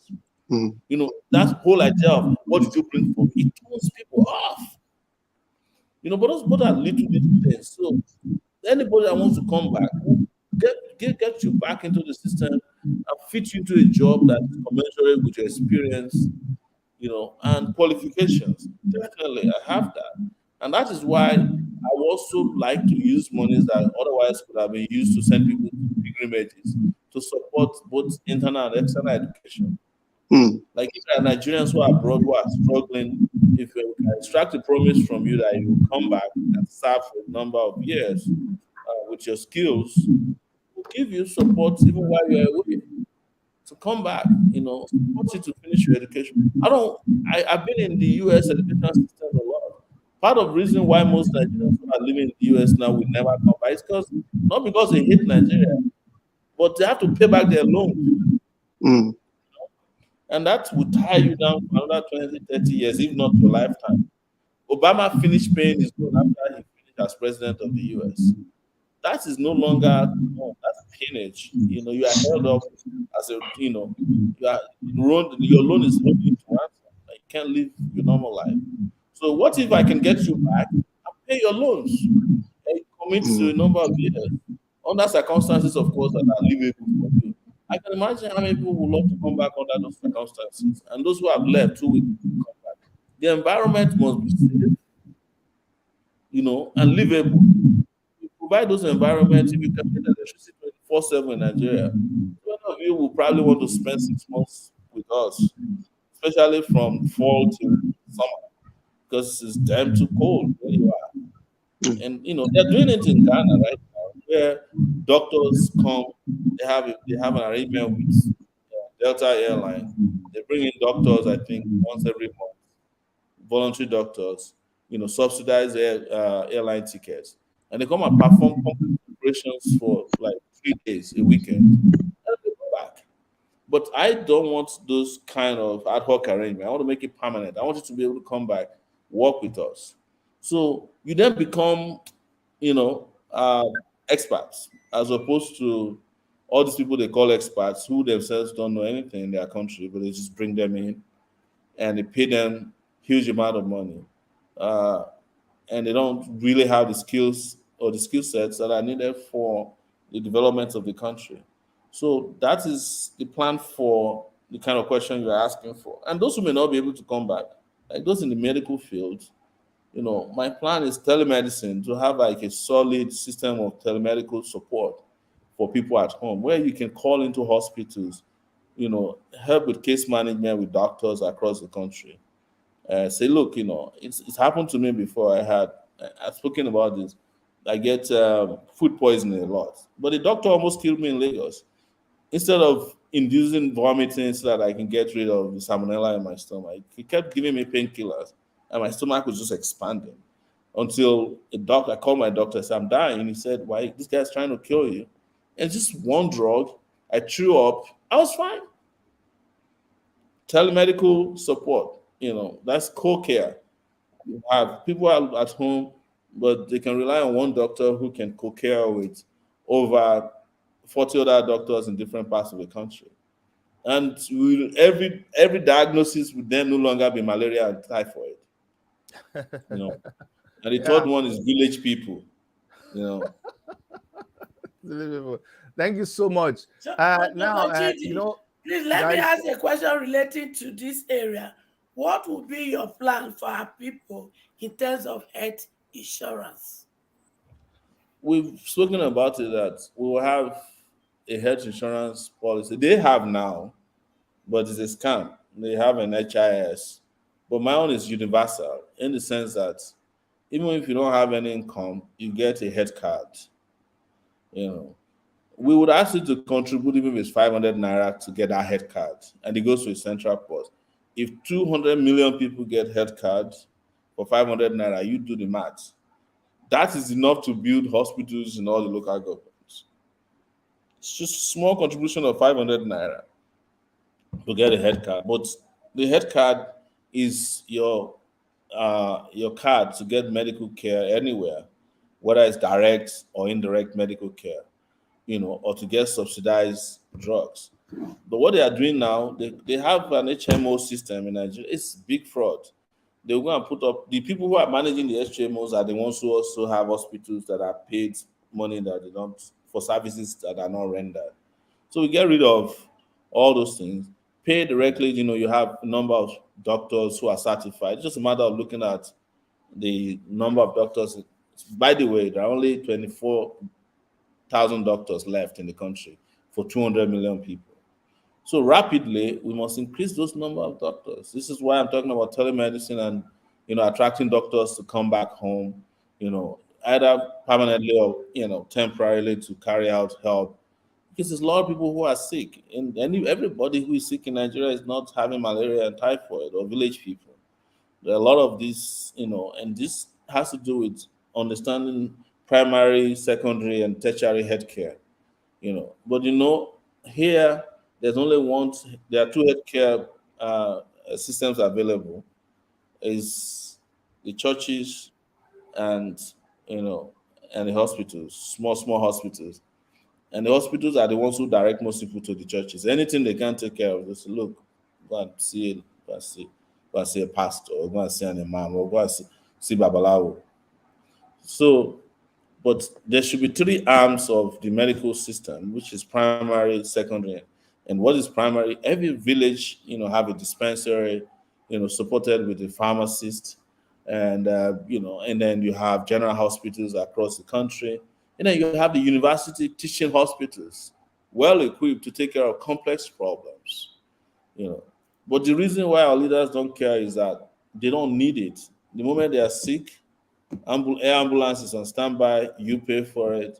They go to London. If they can't get a care in London, they go to Malaysia or the US or Canada. They get well and come back, and they wish the rest of you good luck. And another critical area that really need to be looked into when you come into office is the aged people. When I see some of Absolutely. the display from Ibadan, where they live under dilapidated homes, is so heartbroken that I can just see. Do we not have senators and all this from this area? So it's just heartbreaking how we really treat ourselves. So the aged people is another key area that really needs to be handled and addressed. Absolutely. That is where there will be different categories of the healthcare card as well. There will be the general healthcare card. There will be the insurance healthcare system in which is contributory. This one comes from workers. You know, they contribute to their medical care, and there's the Medicare, which is for anybody that's above the age of 60, which is completely subsidized by the government. So you can go either you are 60 or you belong to the special population. I hate to use the word disability because the real people who are disabled in this country are our leaders, not the people who have physical limitations. So yes, I think anybody in that category should fall under Medicare, you know, so that they get the best treatment possible anywhere for free in the country. For workers, slightly contributory. You put in some money, into it, and then you sign up with a hospital or several hospitals, depending on where you're moving to. But it's also to delineate what you call hospitals, because part of our problem is also there's no regulation. Every hospital, anybody that has set up something, nobody even asks them whether they're doctors or not. In fact, the highest number of people who prescribe medicine and treat people in Nigeria are pharmacists, or the people you call dispensaries. They are not even pharmacists. They just set up a shop. There's nothing they don't do there. Abortion, they do minimum. They do some little surgeries. Anything that they can do that that people don't die in their hands, they do it. Mr. President, now wow, leave our doctor alone, our village doctor. So this is our village. So it means they glorify babalawos. They be mixing. So it means they make people they mix something. Say, Papa, okay, you just mix something for me. I beg, leave us alone. No. Let me tell you, when I was in Nigeria, is it okay? I'm sorry to interrupt you guys. Dr. I just want to circle back, if you don't mind, Show Baba. If you don't mind, I just want to circle back to something you said earlier, because we were discussing about the churches, and even though we kind of laughed at a serious situation, it really, in my mind, it goes into, we understand that a lot of the churches that are particularly in Nigeria are really business enterprises disguised as churches, right? So even though we don't want the state, I understand what you mean, like the state really shouldn't be interfering in the business of religious institutions, and I do agree with that. But I also believe that in a condition like this, where we know that the churches are really not running as charitable organizations but businesses, how do you propose not necessarily interfering, but somehow making these institutions accountable, right? Because we can't continue to have these people who disguise themselves as religious leaders, which are really businessmen, continue to take advantage of poor and disenfranchised people. I mean, my heart really goes out to that young man that Dr. Chidi interviewed. I saw it, I think yesterday, was it? Where he and the video that is viral that everyone's watching, where we really feel his pain. I mean, this man really went to this place thinking it's a church, and he gave all of this money, and now he and his family are in dire straits financially, and he's like, I really want my money back. And we kind of understand that there's a possibility he's not going to get his money back. The most painful aspect of it, for when I watched the viral video, I didn't watch Dr. Chidi's interview yet. Is that point where he said he doesn't want to go to heaven anymore? Yeah, he's like, I'd rather go to hell. Yeah. And that's crazy, right? So it must be coming from a place in his heart of hopelessness. Like, okay, I paid for heaven. My place is supposed to be ready in heaven. But it seems like it's easier to go to hell because you don't have to pay to go to hell. You just have to live a reckless life. Your place in hell is guaranteed, Yeah, it's so crazy. And I think the reason the video went viral, a lot of people can relate with what he's talking about. These churches are ripping people off. Don't let even make it churches. Religion in Nigeria has become a source of anguish for a lot of people. And the church owners, the business owners are doing very well. Majority of these churches own universities. Their members cannot afford to attend the universities. I don't know if you guys know. Very true. Law. He used to be a member of one of these big churches, and he was looking for admission one day. I was with him, and I said he was going to their Holy Ghost Congress. I said, Shegun, they have a university, they won't take you. What are you going to do in the Holy Ghost Congress? He said, well, he wants to go and ask God to direct him. He said, he's not going to direct you. And it's like Shegun was one of the most brilliant young people I ever met. He didn't need. It's not as if he's not brilliant to get in, but he just couldn't afford it.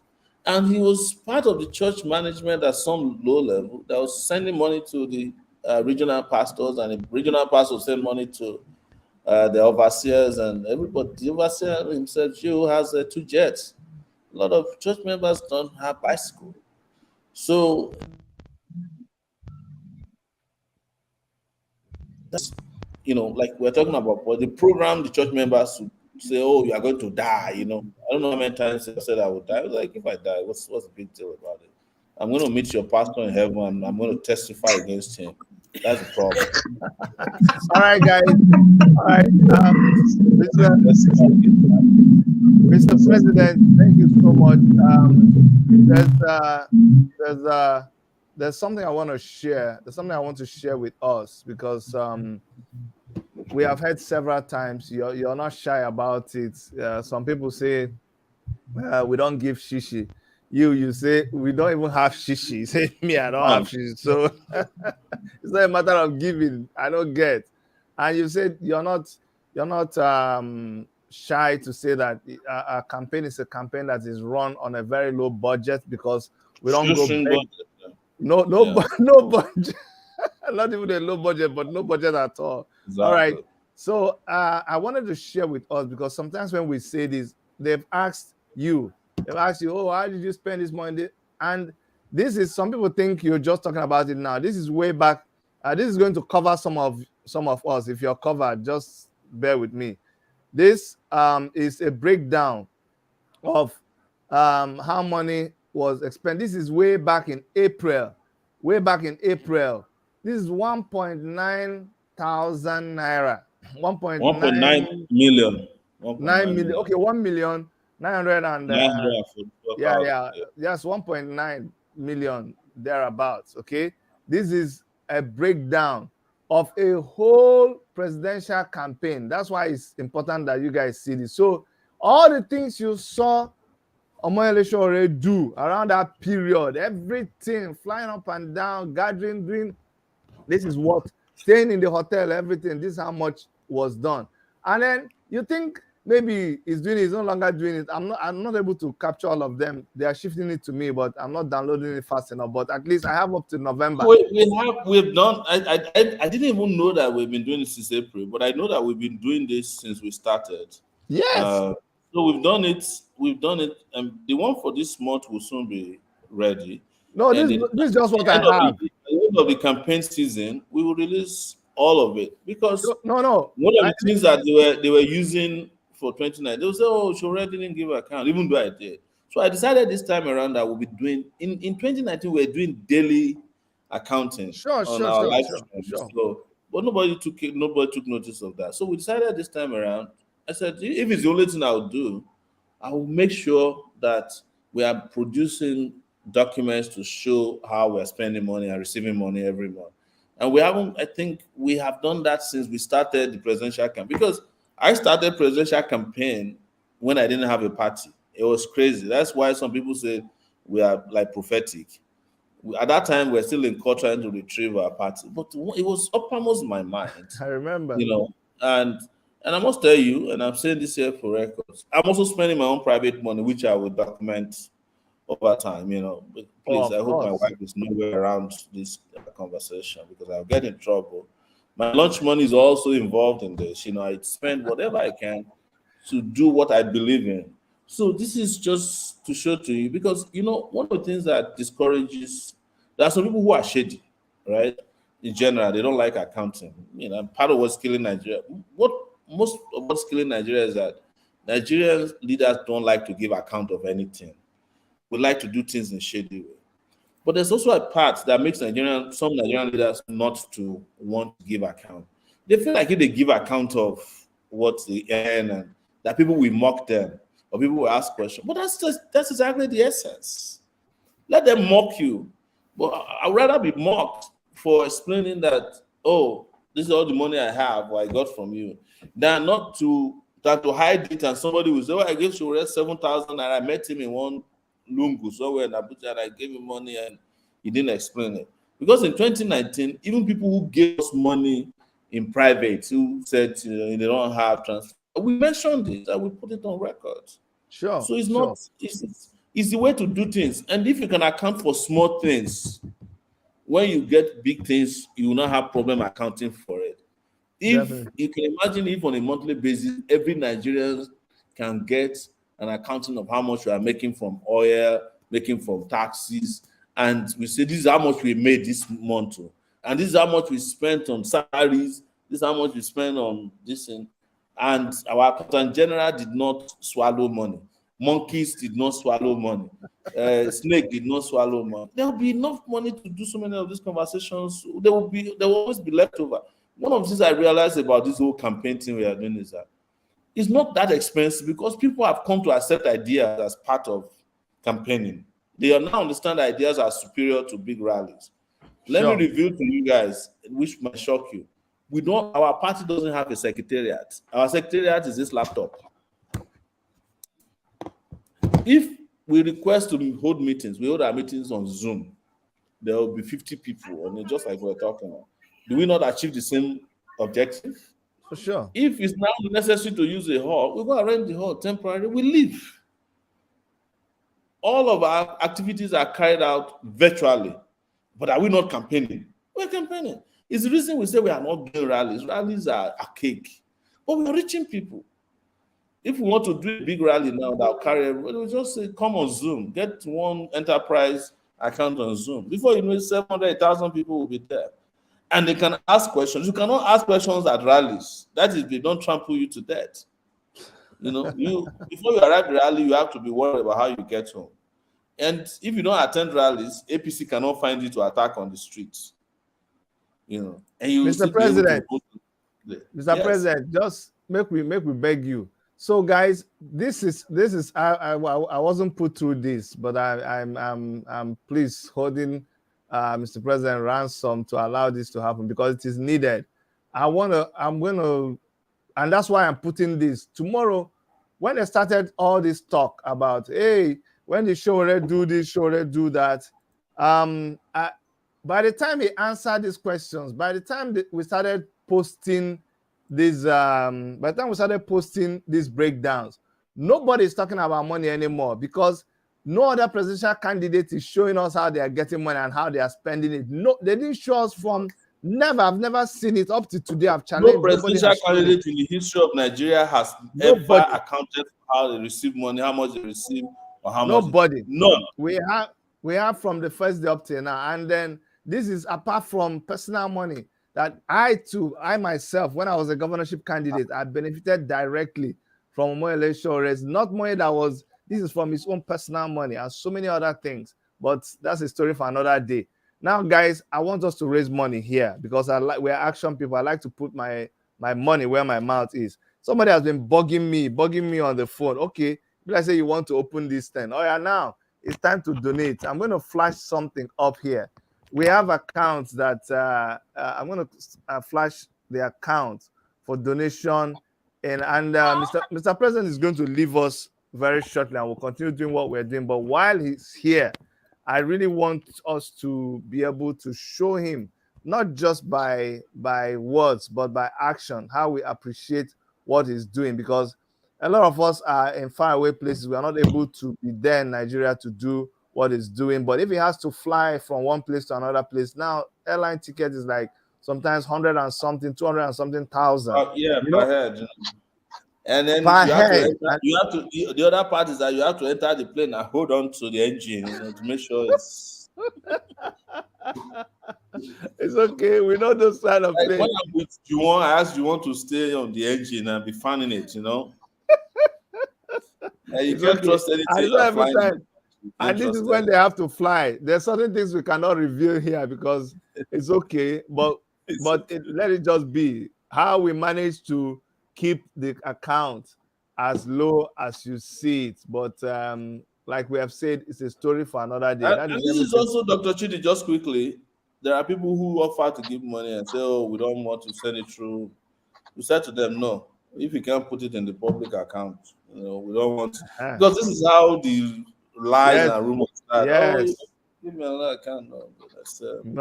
No, there's no other account. We have one account, one president. We have only one account with Zenith Bank. Yes. The people who mock you every day, some of them have like 15 accounts. Exactly. And that account is Omoyele Sowore campaign.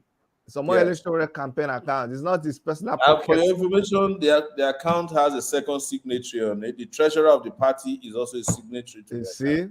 So, you see, Mr. President, the thing is, they set up all these lies. They know it's not true. They know it's not true. So it's a game. It's a game to program people's minds, Exactly.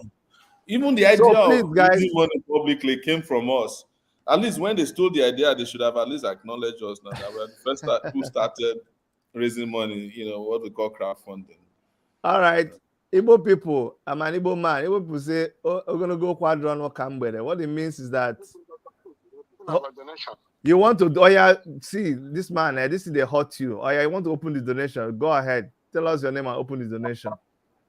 Yeah. My name is Tichi Yarapeze Ogo. Before the donation, No. We don't talk too much. Now, donation before any talk. 1 minute. No. Okay, I will come back to you. Now money matter. If you're not going to donate, forget the talk. We'll talk later. But if you want to donate now, now me get this channel now. You know, say I go press you, cut you. You don't forget. I don't cut you now. Nobody they hear you again. You see, I told you. I don't understand. You know, say I mean be the emperor, field commander, field marshal of my channel. You they talk, they come, they harass me for my channel. I see this kind of thing. I beg. Next time when you call, don't they do like that? She they flash the account details now. Yes. Make I flash the account. Now wait till I won't go collect. Now in this bank come again. They call me again. Come, madness. They get different parts. So everybody they mad for Nigeria now. Wait, you don't say Nigeria people don't use anything. No. Make I answer the guy. Okay, are you ready to give us? Are you ready to give us? Are you ready to give us? Yes, okay. Allow me to say what I want. Okay, give us. Call the amount. Hello? Allow me to say what They I want. were hearing you call the amount. The amount time we did. Allow me to say what I want. I'm allowing you now. I say I'm allowing you to call the amount. Oh, yeah, go ahead. Okay, what I want to say the amount is the amount. I go press again. Oh, see my finger. You don't they go for red. Are you working for people? Are you working for Nigerian government? What are you I'm working for Sowore Sowore campaign. We need money, so we are doing donation now. You people are CIA agents. You are killing our people. Let me see what I want to say. Okay, I'm the CIA agent that they kill people. Just make donation. Make donation. No. You have to now the people you're talking donation. When you could have come back. I mean, this is the account details. I want to thank Mr. President for being with us, but let's show him love now. This is the account details for Nigerian account. It's presidential account. It's you see the presidential account, yeah. So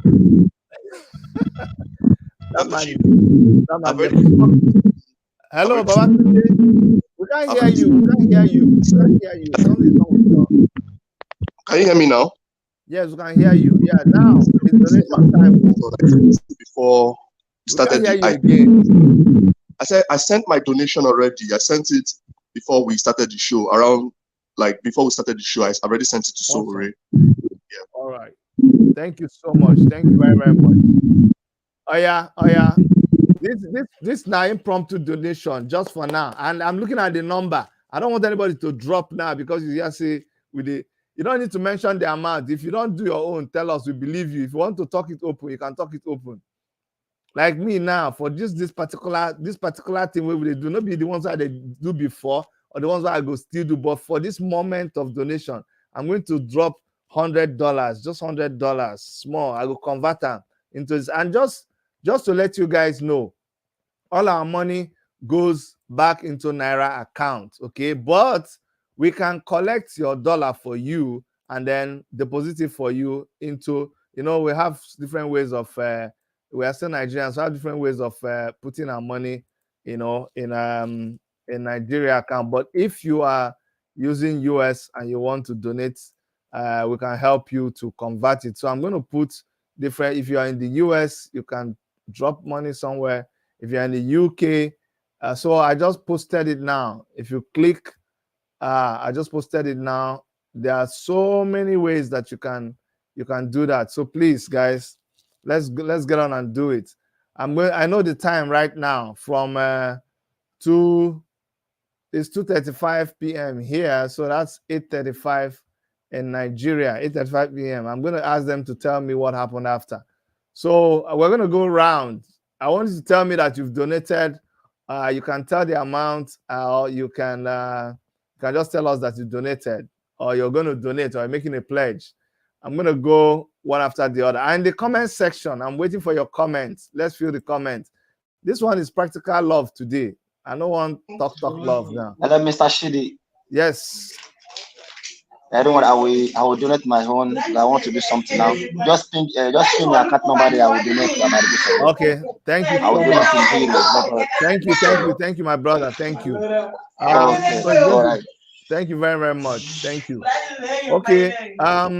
I'm not going to let anybody leave here now to do your own donation. Who is next? Who is next? Take it away. Fabulous OG. Now you they talk. Okay, you're consulting with your accountant. Don't worry. Finish the consultation. Where's your account number now? I post that now. I not see. No, okay, sorry. You people were there with me. Don't worry. Let me post it in the guest section. They come. You people that are in my guest, sorry. Oh my God. You know, say they get two comment section. They post that for the other side. I forget to now. So the people who are in the comment, people who are in the studio, I just posted to you guys. I was doing in general comments. Sorry about that. My bad. Now, all the people where they comment before, I don't see any comment again. Let's go ahead and comment now. Come on. I need to see the comment. Yes, Madam H.O. Shatter the table now. The diaspora, is it Pius or yes. Morega? Pius or Morega, if you're in the US, it's Pius or Morega. And the Chase Bank. Yes, Chase Bank. And we can do that with this. Sure. Okay. Yeah, you can do Zelle. We gonna give our small. We don't mind 100. Yes, I know you. That's why I like you. Anyhow. Thank you so much. So, Sims, go ahead. So we can do Zelle. We can do Zelle as well. Sure, you can do Zelle. Yeah, you can do Chase Bank. Okay. So yeah. I can make a pledge, but I could talk to you, Dr. Chidi. Thank you. About my pledge. No problem. Okay. No problem. Thank you so much. But right. I'm glad that you are opting to donate. Fabulous OJ, go ahead. I didn't see the account now. Oh, I don't post them. I don't see them. It's in the chat. It's in the chat, Fabulous. Check the chat. Okay. Wait, let me go to the chat to go and look at it. But you don't need to see the chat now. Now the money where you want to donate now in your mind. Okay, the money when I want to donate. I will donate €100. €100. Wow, that's good. Make we clap now. This is where we day here. Make we at least clap for ourselves. We try now. Yes. But I will convert it to Nigeria account because I use a First Bank here. No problem. Awesome. There's the Nigerian account is also there, so you can just donate it directly to the Nigerian account. Okay. Thank you very much, Babatunde. Thank you so much for donating. Now, those of us listening in the comment section, I need us to comment. Even if you say I will donate or I have donated, I know you people are studying. Is a long something that we typed. But let me go and break it down small, so that to make sense. But if you are there, please make sure you donate. Type I've donated or I will donate, that kind of a thing. Please go ahead. Somebody's clapping. Please, the clapping. Can you explain to me what the clapping is for? Okay, it's clapping for the person that donated. Okay. Ahmed Aliyu, thank you so much. I understand why you're clapping now. Bank, okay, Barclays Bank UK. Let me tell you, I think, let me show you for UK. UK is, yes, Barclays Bank. I'm going to post the one for UK. I'm going to do it individually now. I'm posting the one for UK. Those of you in the studio, you may not see what I'm posting, but if you have a way of seeing it, you can go out and see it too. I'll be posting both ends. So yeah, I just posted the one for UK. You can drop it into that account, and you go reach our hand. Hey Rex, Oga Rex, I see you. Benway for sure. Divas TV, thank you so much. You donate. Yeah, that's what we need. Thank you so much. Thank you. Rex, I hear you. Edo for sure. Benue for sure. Enugu for sure. Everywhere for sure. Lagos State for sure. All right. I'm gonna put the one for Euro. Euro on. I'm gonna put so that Fabulous OG, please take this account number and share with anybody who yeah, that's it. Fabulous OG, use Yes. this to share with anybody who is in Europe who wants to donate. Okay, I just Okay. shared the account number for Europe. Let me do it in the private chat too. So I Okay. just posted it there. So that's the one for Euro. It's Commerce Bank. I think it's a German bank or so. I think it's in Germany, but we can take Euro there.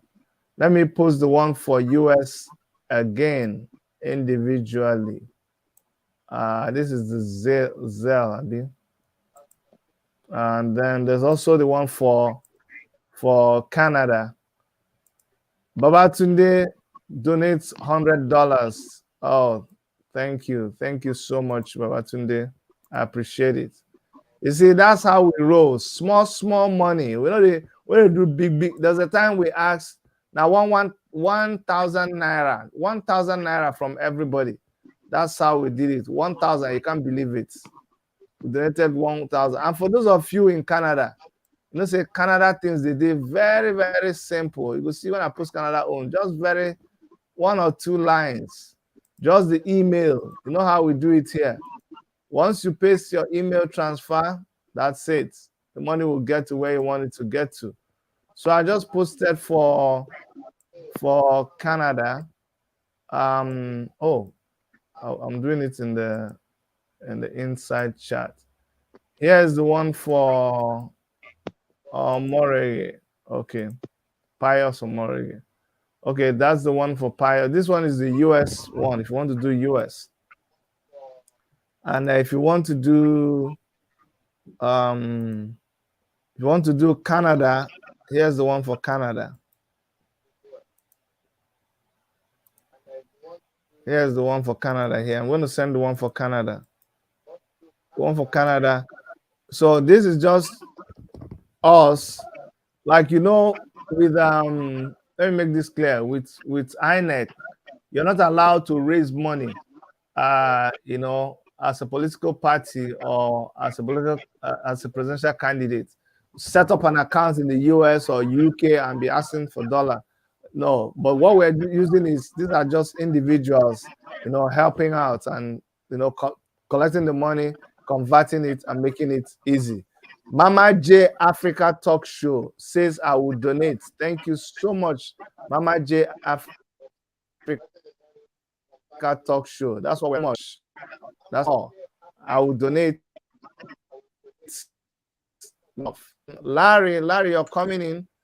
Dami Larry and Tosin Adetayo.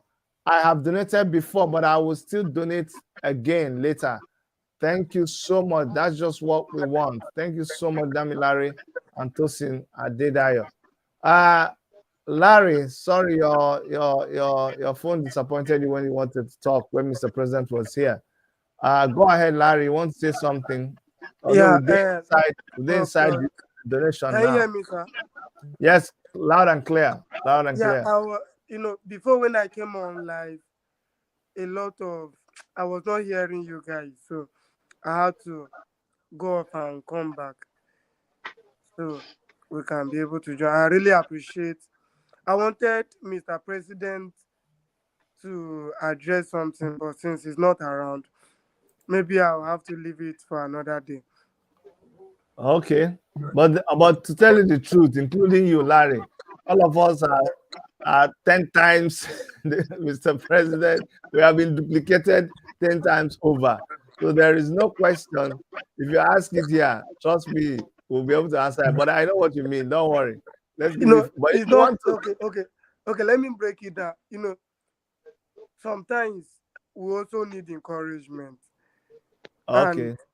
And I wanted to like a kind of message of advice for young people that really that genuinely need change, so they can at least receive it from Mr. President directly. And Okay. is some of those message, little message, go a long way as well. So if you can also do that, Dr. Chidi, it will go a long way too. To give message to young people who sorry, ask the question again. As in a kind of advice for young people that genuinely need change. Okay, advice to young people that need change. Genuinely, those ones that Genuinely. genuinely need Yes, change. now, yes, now. Advice to them is say, if they don't vote sure, they go here and way. That is this. This is a message of hope and encouragement. If you genuinely want hope, you don't vote sure.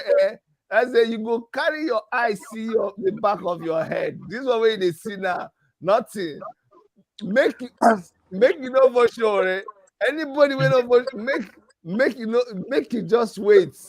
This is what they do now small. That's my message of hope. You know, see as the message carry hope. Good evening, ma. Wait till the right check.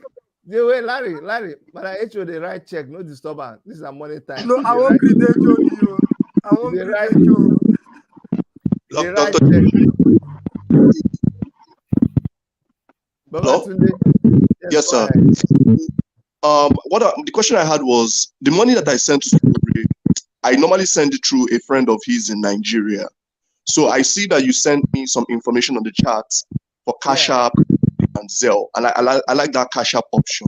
So I can send from next week. I believe I can send through Cash App to that person that you posted, and the money. Yes, please. What we have been doing, because we are law-abiding people. We follow every policy that they bring out. Okay, they don't want political parties to go and establish a bank account, official bank account to use to collect money. But like me, I run my business in Nigeria. I talk to people in Nigeria. It's my money. It's still my money, but they want the transaction to be in Naira. They don't want like a party to have a dollar account, UK account. So these accounts that you're seeing, they are not party accounts. They are individuals. We volunteered, okay? And you can follow any of that money. Like money comes to me, you know that I'll convert it. It's within us. We just volunteer. It's not the party account. The money goes directly into the campaign account. Okay, that's what we're doing. So to make it easy, that's why we did it this way. These people are directly working with the financial team, and in fact, it's approved by the finance department of Omoyele Sowore campaign. Someone says the gospel of liberation. Go on, please, guys. Kindly donate towards the cause, as I will also be donating. Thank you so much, Cletus. That's what I want to hear. Oman Cletus is going to donate, and that's Anita Sunday. Anita Sunday, you're laughing. Please, what is it? Give us a message. Type a message now. Sowore is the best, my president. I see Sowore as the last of his kind. Yes. I don't say you proof of my own. No. You see, I didn't like people will be talk and do. I be mama. I be mama. Wait, mama see, hold on, no. Hold on, guys. Say when you reach money matter like this, and they like, even like they never see where they do donation. Where they do donation, it's not a time for talking. Anita, so all my friends when they come here, they watch this channel. Today it's time for action. I'm telling you, people, me now. Today I surprised where I do Mr. President. I told him he was coming to do a one-on-one with us. As he come, I just turn on. That's how I want to do it. I have to go and even apologize to him because as if I put him on the spot. You see, as he just quietly sneak out. This I don't know. Because the way this man they do me like he just quietly sneak out because it's almost embarrassing, but it's okay.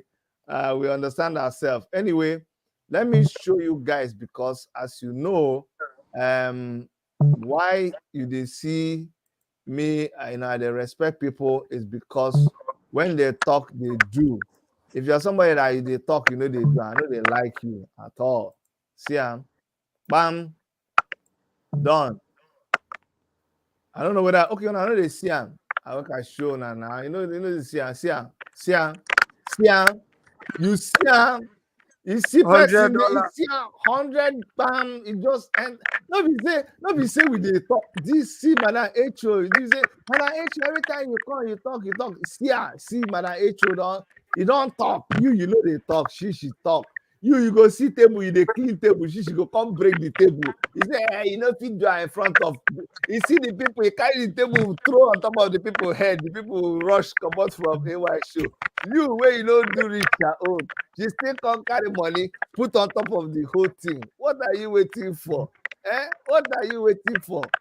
You where you go just go to comment section, tell me, DJ Buzzy D, he says, I'll donate watching from Chicago, member of Take It Back movement. Yes. Thank you so much. Thank you. I want to see more donations. What are people saying? Ella on YouTube say, Pitch, we are strong members AAC. We started donating since the beginning of this election. So stop saying rubbish. Oh, who they talk the rubbish? Who did the pitch? Waiting to talk. Waiting the pitch talk. When I go, he say, pitch say, Solomon, David, and the rest, they ran when it's time to donate high mouth. No, be so. All of us, hey, this be where you see here, they don't donate forever. Some people donate their life self. This Larry way they see here. Larry spent how many days in detention inside DSS? They do everything. He go even governor. What's the name of that governor? They lock her up. Yaya Bello. Lock him up, beat him up. You remember that guy that they beat on the streets in Kogi when he was pasting poster? Yes. This is the person. They beat him up. They gathered, the crowd gathered around him. This is so you see, he took a lot of beating of our sake. That's why sometimes when you think that you're doing too much, no. People are suffering all over the place. Money is not everything. We just do this because whoever can give money, let them give money. But it doesn't mean a lot of people are not sacrificing. A lot of people, especially those in Nigeria, they are backbone. They are the ones that keep this struggle alive. So please don't mistake this for saying that if somebody doesn't donate, that's just me trying to raise money. So try to understand. So Larry, let me take this time to appreciate you for all the suffering you've been through for the sake of this struggle. A lot of people don't know, but it's a story for another day. And after this one is set up. which job is set up, it's good we talk these things once in a while. After this whole struggle, we'll tell stories about what people have done. This Ella on YouTube that you see here, if they never, you need to go on Twitter, waging war every day, every night. I wonder when she sleep, 2 a.m., 3 a.m., they are there. Even Larry here, Drew to me, all of them. It's credit now. They have to buy data to do it. So it no be small thing at all. No be small thing. Ajibola says support goes to Sowore. Thank you so much. So Ajibola is pledging to support. Oxley is calling me on the phone.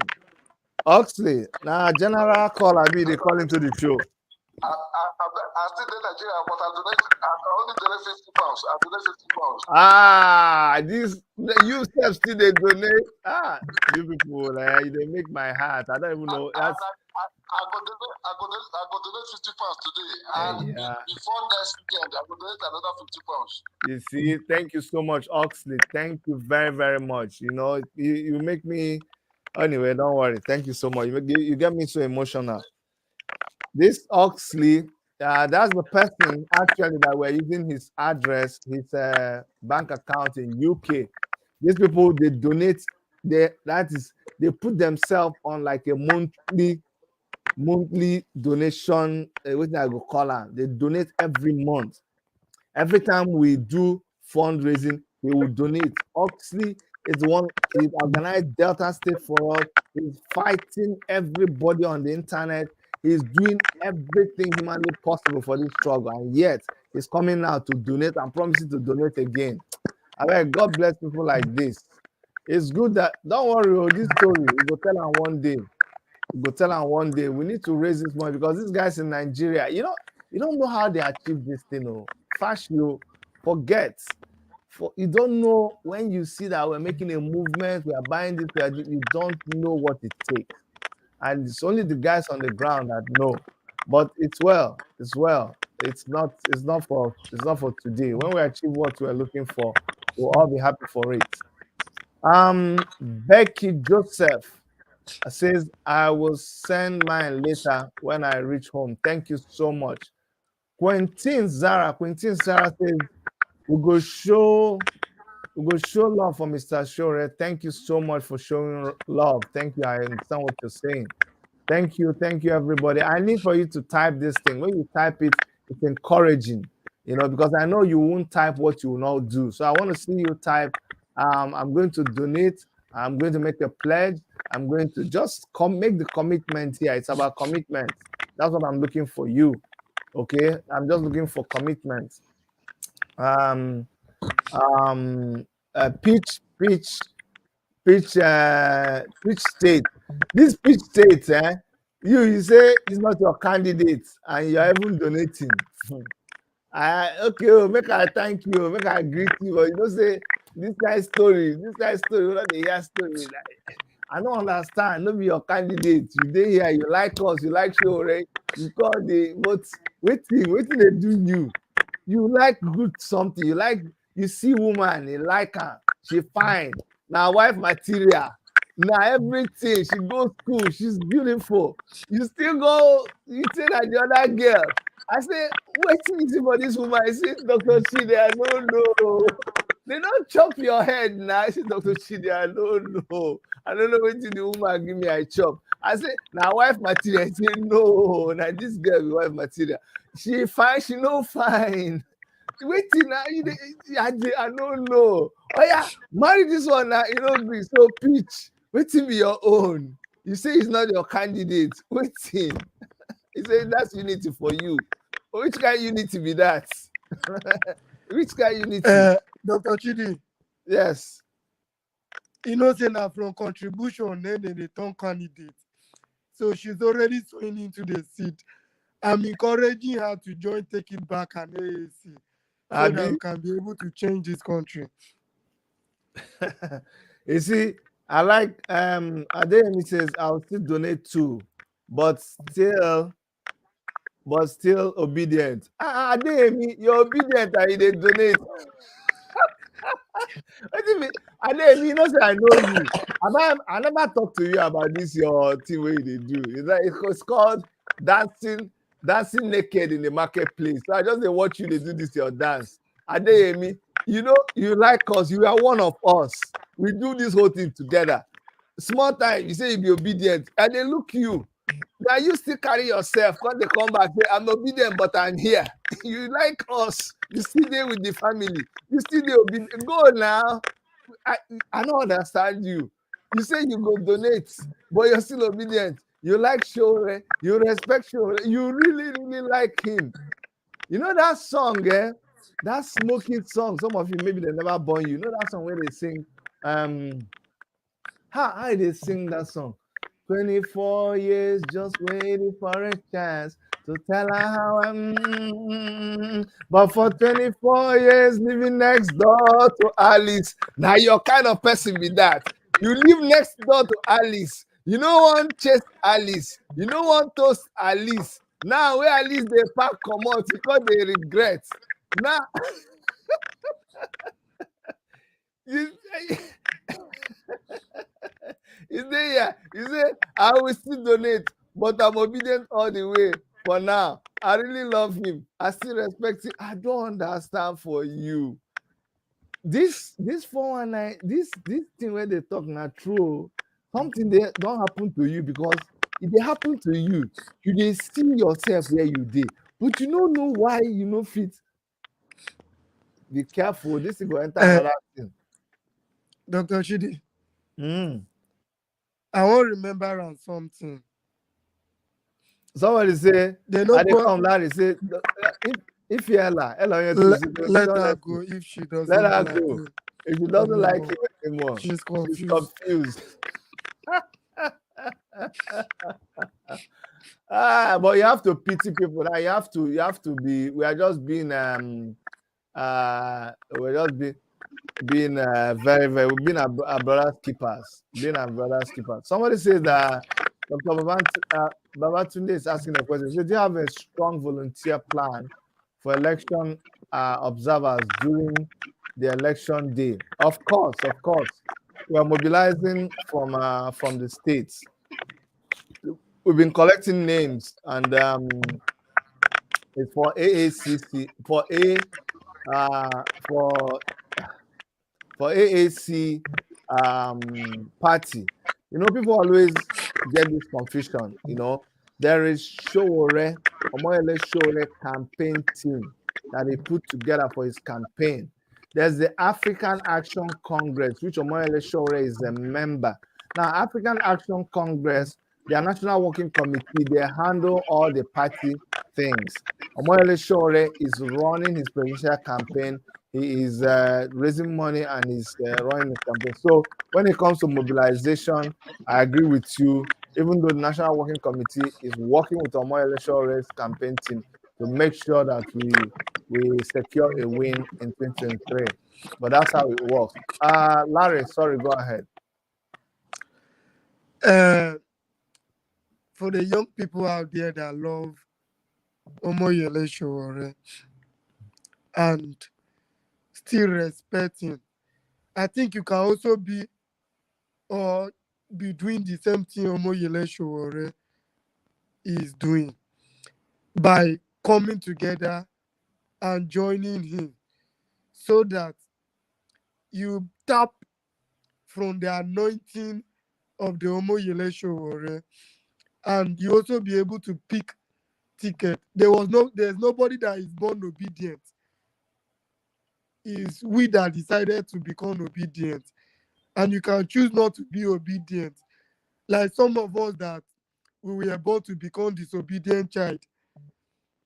We keep on doing this, and I encouraging every one of us out there to come together and support the struggle for liberty, the struggle for liberation of Nigeria and Africa as a continent. Larry, just give me 1 second. Yemi is calling me now. I feel like say the yam where the yam I don't get. Oh yeah, Yemi, everybody's listening to you. Talk. You know, 2019, I support you. I'm not a betrayer. I will never be a betrayer. And I like him. No. Wait now. Wait. Relax now. Relax. You know, say me, I know my kind of person. I know they like put somebody for very like come the mess you up seriously. You know, I just as I see you now, I know say you get internal conscience problem. You know, like they get somebody's conscience they flogger. You support Omoyele Sowore. The whole public they listen to me and you and they like something action now. Waiting Sowore do you from 2019 till now? Sowore didn't do me anything. Number one answer. They come now. Relax. I go let you talk. Sowore no do you anything. I don't write that down. The time where you did follow Sowore for 2019.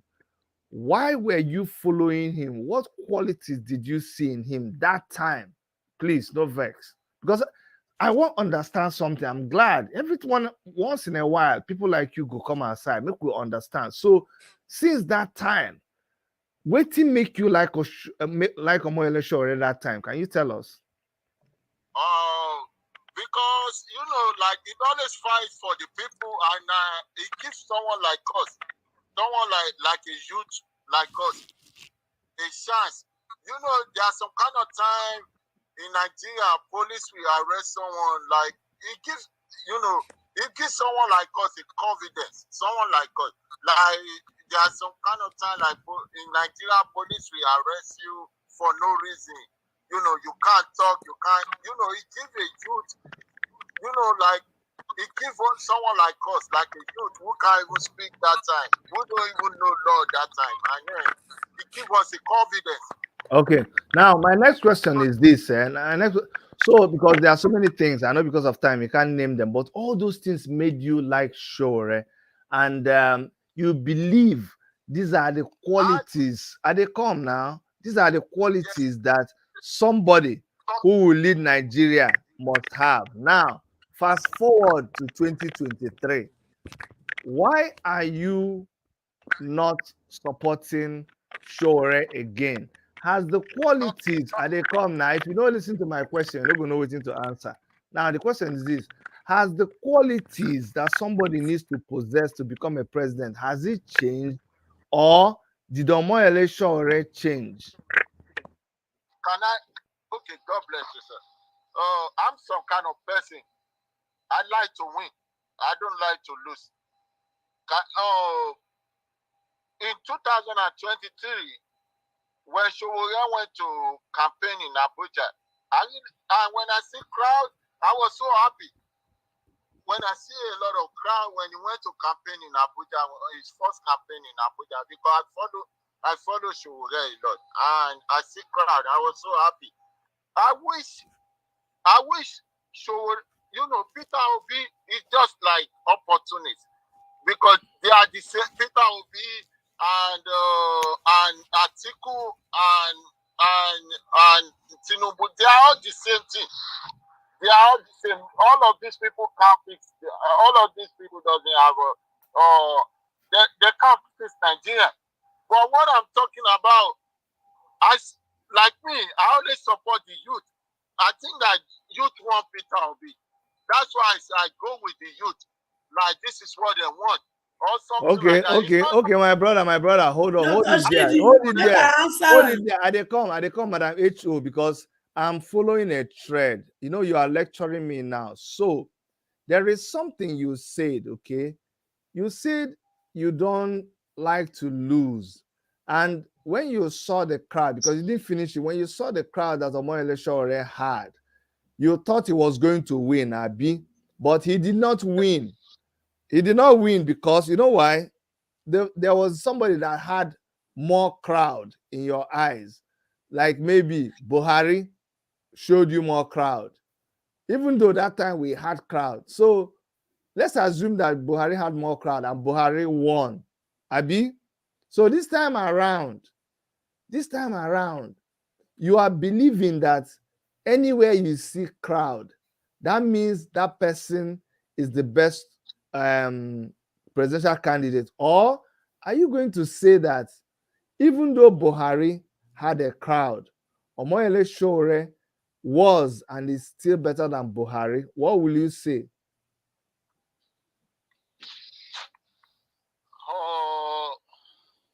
I would say anything. But what can I tell you my opinion? Can I tell you what if you don't, no, but that's bullshit. Sorry for my English. You see, why I say it's bullshit is that this is not the time when we should be playing games. If you have to, because I want you to listen to yourself. You somebody who follows a crowd, but you see who is the right person. You notice that you were following somebody, but another person won. So this time around, you want to follow where there's a crowd. And I'm asking you, that last time that there was a crowd and they won, did they perform better than Sowore? You need to ask yourself that question. Is Buhari better than Sowore? Buhari is not better than Sowore. Buhari is not better than Sowore, but now you, with your korokoro eyes, you are living, you are not thinking, not that you're not living. And you can only speak for yourself, don't speak for other people. You. This is what I'm talking about. It's what I'm talking about. It's like, hello, are you listening? Everybody's listening to you. What I'm talking about, a lot of people supporting Peter Obi now. A lot of people support. But Nigeria still ever learned the mistake. You know, I didn't believe in Peter Obi, but I believe in the youth because the way youth carry Peter Why are you? I don't understand. Wait, Madam Echo is going to answer you now, but just before. No. See, you're not making sense. Let Madam Echo answer you because I don't understand. You just stop. You just confuse yourself. But let Madam Echo answer you. Go ahead, Madam Echo. Augusta, I guess you can hear me. Okay, no problem. I guess you can hear me. Yeah, he can hear you. Good. I'm going to take you off so that you can hear her on YouTube, okay? Okay, talk to him. You people don't want Atiku. But you people want to vote for somebody Atiku is mentoring. What is the difference? Nigeria, what is the difference? Because if you say una no understand what una want to. That is it. So Brain. make una understand. It is better. Don't say if you don't want Atiku and you then vote for the person when Atiku be mentor, you are equally voting for Atiku. Period. Obi has said it time without number that Atiku na in yoga, Atiku na in mentor. So if Atiku not win, Obi win, now Atiku still win because they will still be the people that will be in charge with him. Obi goes into the meeting with all the people you don't want. All the people that destroy Nigeria. He goes into the meeting with them. Has he ever come out to tell us what they discuss behind the door? I want to know. And it is what they discuss behind the door. That is what they will implement when they come into power. When I know the reason, if you are not reason, me, when you are mama, I go reason for now. They say, show me your friends, and I will tell you who you are. Show me your mentor, Nigeria, and I will show you who you are. Let Obi tell us what meeting does he have with Obasanjo? What agreement did they agree? All the Daddy Gio, he's going about meeting. What agreement? If you people don't know what your Daddy Gio are doing, hear me and hear me very well. They are the ones that are laundering money for all the governors, all the senators. So one are there, una this on Daddy Gio money they take buy a private jet. No, it is the money they are laundering. They use it buying up private jets. They put it out there and say it belongs to the church. When the person they laundry and bought that private jet on their behalf need power, they will pretend to sell out that private jet. They are indirectly giving it back to the original owner. Don't be fool. We that are in diaspora, unknowing to you and me, in the African churches we attend, they use our information to open account and they laundry those money through there. And what did they do at the end of the day? They now use, because they use all of us information to open accounts we don't know, they will now push those money from our various secret account they open with our information into the central account, pretending that we donated those money. That is what is happening, my children. But I love them. And Go Charitable Organization and Go Charity, of which I am the convener, we will hunt them down. Everything they stole from us, we go collect them back. All those Nigeria churches they put in the abroad that they are using to do this evil, we go expose them to the authority. Make them not say, not be my children, they donate any money. Now money when they thief from us from Nigeria, now they do. They know in this system, when you buy something, there are specific days you can return it. So what did they do? They pretend to buy something over here. They liaise with company over here. They will buy the things in million. After they've done, they return the thing and they now ask them to bring the money. The money comes back to the so-called wicked African churches here. They now distribute it to all these secret accounts. They use your information and my information to open, and they now redonate it into a central account. That is how they launder the money. And all the GEO, they do it, including Oyedepo, including Adeboye, including Suleiman. That Suleiman private jet he claimed he bought it from laundering money. Now, they do it. This is not time to play game, my children. If you are not ashamed of your situation as a young, intelligent African prince and princess, queens and king you are, and these wicked people relegate you to where God did not create you, and you still want to do the bid for them, I wish you good luck. But if you try, you can't carry for call any of my sons and daughters for this Obodo Oyibo to send you money. The spirit of the dead people, innocent people, and their blood will hunt you down. And any of you now, when the people not listen to our cry, they can't vote their yaya person. If they call you, you can't send money to them. May the spirit of the innocent and the blood of the innocent hunt you. It is time we call a spade a spade. We want to go back home, but we can't go home if we don't repair it. Nobody will repair it for us.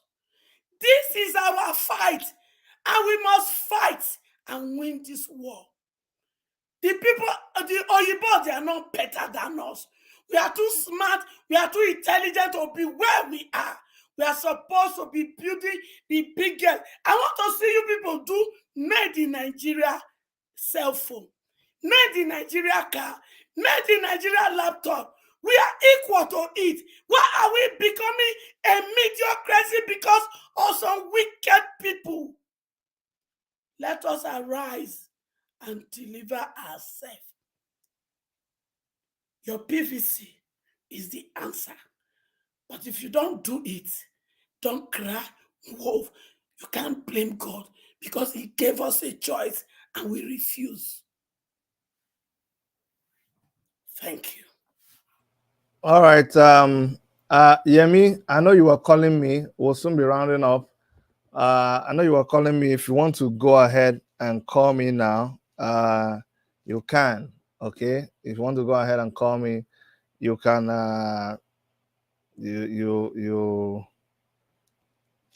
You can do that. All right. So, but it's clear. Oh, sorry, my camera was off. Yemi, you can call me, but you know why I like this kind of interactions? I wonder if you record this and play back to yourself, I wonder how you feel. Full-fledged man, you come and say you don't like somebody, but you're going to vote for them anyways because how does that happen? You see poison, you see something going to be poison, you say, I don't know, people are going to that place, so that's why I want to go there. Answer for yourself. And this is the problem I have with every person that I've asked. Why do you support this person? Say, I like Sowore, but I see my friends, they go here. So when And that is, you forget that that's what makes news. When they say that everybody in this collapse, this one happened, it made news because the fewer people it did not happen to a few people, but it happened to a greater number of people. So that's the kind of news you want to make. Why don't you think for yourself? So if you're not able to show me a reason that is based on your personal conviction, see, I dey fear. And because of that, I'm okay, he's calling me again. I'm going to give him little room to talk. And then, so my brother, no, you need to turn me down. Turn me down. Have you turned me down behind? Because I'm still hearing myself. Okay. Yes, sir. Oh, can I say something, sir? Say something, because maybe we're not understanding you. Okay. To tell you, say, hey, hold on now. Hold on. To let you know what we understand that you said, so that you go correct us. You told us that you love Omoyele Sowore, you like him, he's what Nigeria needs. That you don't like Peter Obi, but hold on now, hold on. You go talk. If not be waiting you talk, you go say, not be waiting you talk. I'm just trying to remind you of waiting you talk. You can't say, oh, Nigerian youths are following him. That's why you are following them more. So you're not following Peter Obi because of what you see in him. You're not waiting you talk. Please correct me if I'm wrong. We are fighting APC and PDP because APC and PDP, they believe that they own the country. But Labour Party come out and everybody starts supporting Labour Party. Which everybody? You talk for yourself. Talk for yourself. That's how you go and say nobody's following Atiku. Did you see the rally? You people don't have a good understanding of where we are now. Every time I give you opportunity to talk, you will turn around. Talk according to what you're saying. I wish Sowore have this same crowd Peter Obi. Is it about crowd? Everything is about crowd. If it's about crowd, that's where you're missing it. No, it's not about crowd. It's not about winning. You don't understand. It is about okay. So let me ask you something. Let me ask you this. And this is where you people are missing it.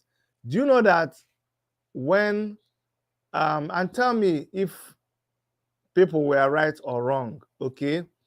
When Buhari was presented as the savior of the country. A large crowd followed Buhari when it was time to elect, when Jonathan was running for election with Buhari. A large crowd followed and Buhari won the election. I'm asking you now, the people that elected Buhari with a large crowd, did they make a mistake or not? They made a mistake. Thank you very much. So, with these few points of yours, you have proven they come now. They like logic. So now, then I go let you talk. I go let you talk. If they rush me, just relax. Okay, so with these few points of yours, by your own mouth, you just confess to us. Because before, when I asked you, say it's about crowd. Then I came back and showed you the people that elected somebody because of crowd. And I asked you, did they make a mistake? You say, yes, they made a mistake. So you are about, so you now seeing that, because I'm confused. You say it's about crowd. Then you say it's not about crowd. So is it about crowd or not about crowd? To me, I always think like No. You're confusing the question. The question is direct. Is it about crowd or not about crowd? I don't want to lie to you. It's about crowd. Okay, so the people, again, maybe because you're contradicting yourself, my brother. I asked you before. They voted Buhari because of crowd. And I asked you, did they make a mistake? I voted for Buhari because of crowd. Why did they vote for him? He didn't have a crowd. I voted for him because people Oh, you voted for Buhari? No wonder. We need to close this matter. So since you voted for Buhari, see where you brought us to. You don't want me to talk. No, I'll let you to talk and we'll close the matter. People don't they fall asleep over Please, your talk. You know let they me excite talk. them. Oh yeah, just I talk. talk. Make we close your matter. Just talk. I feel bad. I feel bad. How I wish you were have the same crowd that Peter Obi have today. Sowore will have win. Even though people won't be calling like Tinubu, Tinubu local or something like. People won't be calling. My brother, you know, say I've given you time to talk, and it's not a must that I'll keep hearing you say. Once you have demonstrated where you are, I know where you are, and you have a right to your. See now, me. You have a right to. We know people like you. We can classify you. You're just nothing you will say will change who you are now. So just listen in the YouTube, okay? Make I cut this one. So my people, I don't know why he's making so much effort to. He has proven who he is. He voted for Buhari. If he Ella on YouTube just confirm, he said now where Bele face. So anywhere he turns, he begins to go. Not because of ideology. Did you hear him think about ideology? Not ideology, not character, just because of crowd. Go ahead, Larry. Yemi, I want to tell you something, sir. I don't know where you are calling from, but I think it's high time for us to stop following crowd. There's a saying that if you don't know where you're going, you end up anywhere. The people that voted Buhari 2015 are regretting why they voted Buhari 2015. And we in AAC, we don't want to follow the crowd. We want to follow someone that if we vote in, the person is going to work. The person is going to deliver Nigeria. So it is up to you. If you keep on following crowd, you might follow crowd to the grave. But if you have a direction of where you are going, you will not follow anybody to the grave. So in a short run, I'll tell you as a brother, as a friend, as somebody that wants Nigeria to change, that please stop following crowd. And let's find how we can be able to rescue Nigeria from these people. And it is not just collecting power from APC. It is collecting power from APC, PDP, and including this Labour Party that we are talking about today. So it is collecting power from the oppressors, the people that have been ruling us all this while, to the new Nigeria, to the young people that has capacity, that has charisma to lead and know what leadership is all about. So it's not just collecting power. You know, Kogi State have collected power and given up to a young person, which is Yahaya Bello, but it's one among the worst governors in the Federal Republic of Nigeria. So we want to give power to people that know how to lead, people that understand what leadership is all about. So it's not just about collecting power. How will you collect power and give somebody like that Peter Obi that swore that he will not leave Aga? He left Aga, go to PDP. He left PDP. It's in Labour Party now. What if he now can't leave Labour Party tomorrow when he finally collects power? We don't need people that have questionable character to lead this country anymore. Larry, we need people that have character and charisma. No say they collect talk from your mouth. We need to end it. See, somebody, and that thank you if you watch me. The reason why I take my time to engage people like these guys, you see, he has told you that he has crowd mentality. He said it clearly. And he's the one who, when it comes, I'm coming, call on the line, just stand by. See, when you just come and shout, hey, he's gonna put that, you just get up and start running. Then you now ask him, why are you running? He say, I don't know. People are running, no, I don't know. There's one small question. There's a story about a commanding officer who they brought to lead a military barracks. So he noticed that every time around the gates, around 4 or 5 soldiers will come and stand at a particular slab. There's a slab they used to cover a hole. They will stand by that slab and guide that slab. Madam HO and everybody, I know we are closing shortly. They will be guiding the slab. So, and this has happened. The short time he stayed there, they will stand there until the next day. Another set of guards will come and change, like maybe 2 or 3 guards will change in a day, 2 or 3 sets. He now called them and he said, come, please, I want to ask you a question. These people that always come and stand here beside this block, why do they stand there? You know what they told him? They told him that they don't know. He now went inside the archives and he did a research. You know what he found out? He found out that so many years ago, that they were building that concrete slab.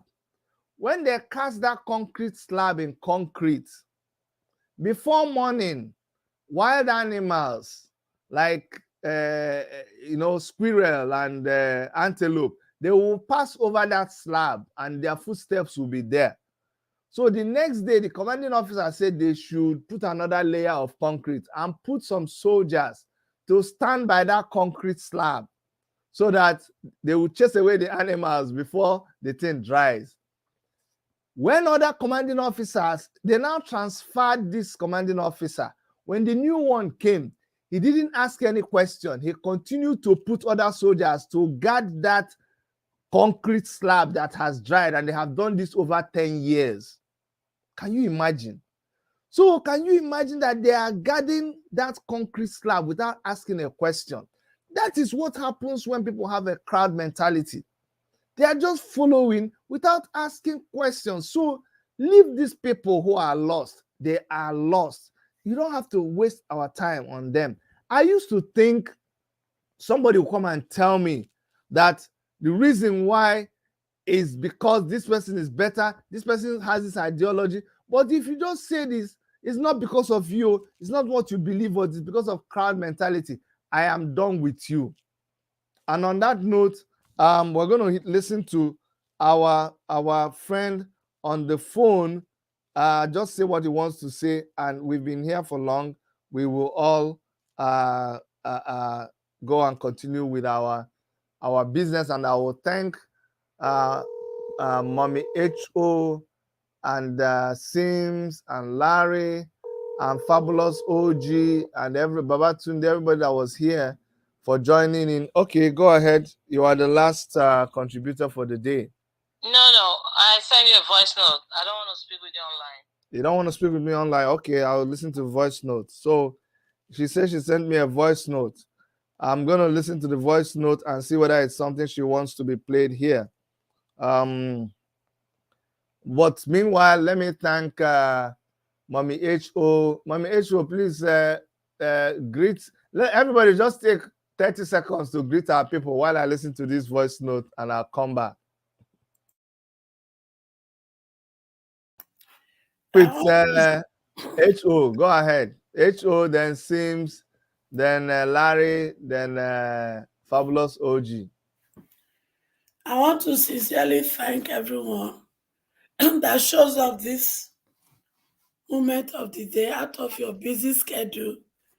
You're able to show up, and some of us that are not convinced, I know we are convinced, it is not over until it is over. So we still have work to do. Those who are at home, those who are over here, make those phone calls, do that one-on-one discussion, and together we will get the victory we are looking for, and we can move our country forward and fulfill destiny. Thank you. Thank you so much, Sims. I'd like to equally thank everyone for coming out and being on the platform today. Thank you, Dr. Chidi, as always, for the opportunity to be here. I don't take it for granted. Thank you to all the panelists, all the people on YouTube and all the other platforms for coming out to support President Sowore. I don't know what else to say. I think we said it all. The only thing else I can say is that at this point, I want everyone that is still questioning if Sowore is the best candidate to think of the situation you are in Nigeria. Like, we are in the diaspora, it's not the same for us that it is for the people that are actually in the situation, the people that are on ground. When you think about the desperation of Nigerians, the scarce, the food, the insecurity, the money situation, people not being able to access their own money or having to pay exorbitant rates just to get their own money, kids out of school, all these situations that are compounding upon each other to make the situation for people so desperate that the only solution that they can think of is just to leave. And then these other countries that they're fleeing to, they're also cracking down, right, on the migrants that are coming into their borders. So I really just want to encourage people to think about what you're going through right now. And if you choose the wrong candidate in this election, can you endure another 4 years at least? Another 4 years of this situation? Can you endure that? I don't think you can. And it is too desperate a situation to think that, oh, I'll just vote for the quote unquote popular person and then in another 4 years revisit it. You may not have another 4 years. I'm not trying to sound like gloom and doom, but do you really believe that if you have another 4 years of this stuff, this nonsense that's going on, that you can actually get to a point where you're able to vote for Sowore in 4 years? I don't think so. So vote for what the provision that you have today, because tomorrow is not promised. Vote for the provision that you have today. Don't bank on, I'm going to be able to revisit this in 4 years. No, he's here today. The situation is bad today. You make a decision today. Vote for him today and give him the opportunity by voting him into the presidency to turn the situation of Nigeria around. Because we all know he can. We know that. So God bless you. Thank you. And amen. Thank you. Thank you. Thank you so much. Fabulous OJ. Quickly. Okay. Oh, Larry was supposed to go before you, but okay. Go. Larry, go now before me. Hello? Okay, go. Larry's trying to put on his mic. Sometimes the network makes it difficult. Go ahead, Fabulous. Just in 30 seconds. Okay. Dr. Chidi, I want to thank you for bringing Omole Sowore, our president for 2023. I want to allow everybody I will try my best to talk to everybody in Nigeria to support Omole Sowore. If they didn't support Omole Sowore, they will suffer for the second time. But I don't want them to suffer for the second time. I want them to support Omole Sowore for this 2023 election. As the support of Omole Sowore, I will support them. That's what I have. All right, thank you very much. I like your own is very short and it's Okay, brief. Come on, Larry. Yeah, Dr. Chidi, leave the bottoms thing for us. Yeah, I want to do something different. No, but we're rounding up. Yes, it's the rounding up. I want us to sing. Sing? We can. It won't synchronize. It doesn't synchronize when you. No, it will. Which one? Okay, let me sing. When people take over street, when people take over street, our oppressors then go run away when people take over street. Yes. Yes, so yes, so If you did not take over the street of Nigeria, the oppressors will not hand over power to you. sure. Nobody If you gives did you not power. vote the right candidate, your oppressors will never give you power. Yes. And your oppressors will bring somebody that look like a right candidate to you. It is left for you to choose darkness and light. If you choose darkness, you are on your own. You don't need to advise anybody in Nigeria to vote now. Anything you vote, that is what you're going to have. But I will tell you, and let it be on record, if you vote Sowore, you are going to have a good Nigeria. But if you do not vote Sowore, do not expect a good Nigeria in Nigeria. I'll stop from there. He that has ears, let them hear. Thank If you you. don't get ears, or Thank you. maybe your Thank name. you. Thank you. You see, on this note, I want to tell Kelly Osikabo, you see, you are lying. You're lying to your teeth. That's the kind of people that come and say, I donated. See what he wrote. He said, I supported Sowore, but he is so full of himself. Sowore came here. You see, these lies when they talk, they walk again. Sowore came here. He's here with presidential candidate is here, talking to us one-on-one. You that were here. How is he proud? He's proud because he went to where big men and he talks straight to their face. Show me.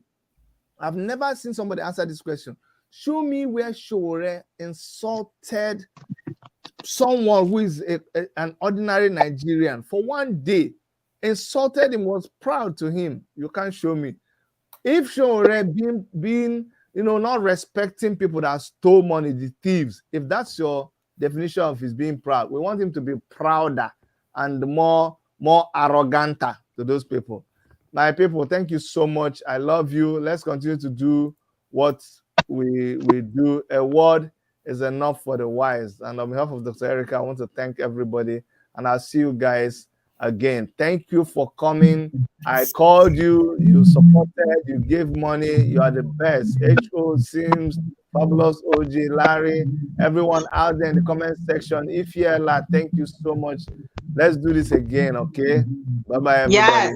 Thank you. Bye. Yeah, bye-bye. Bye-bye.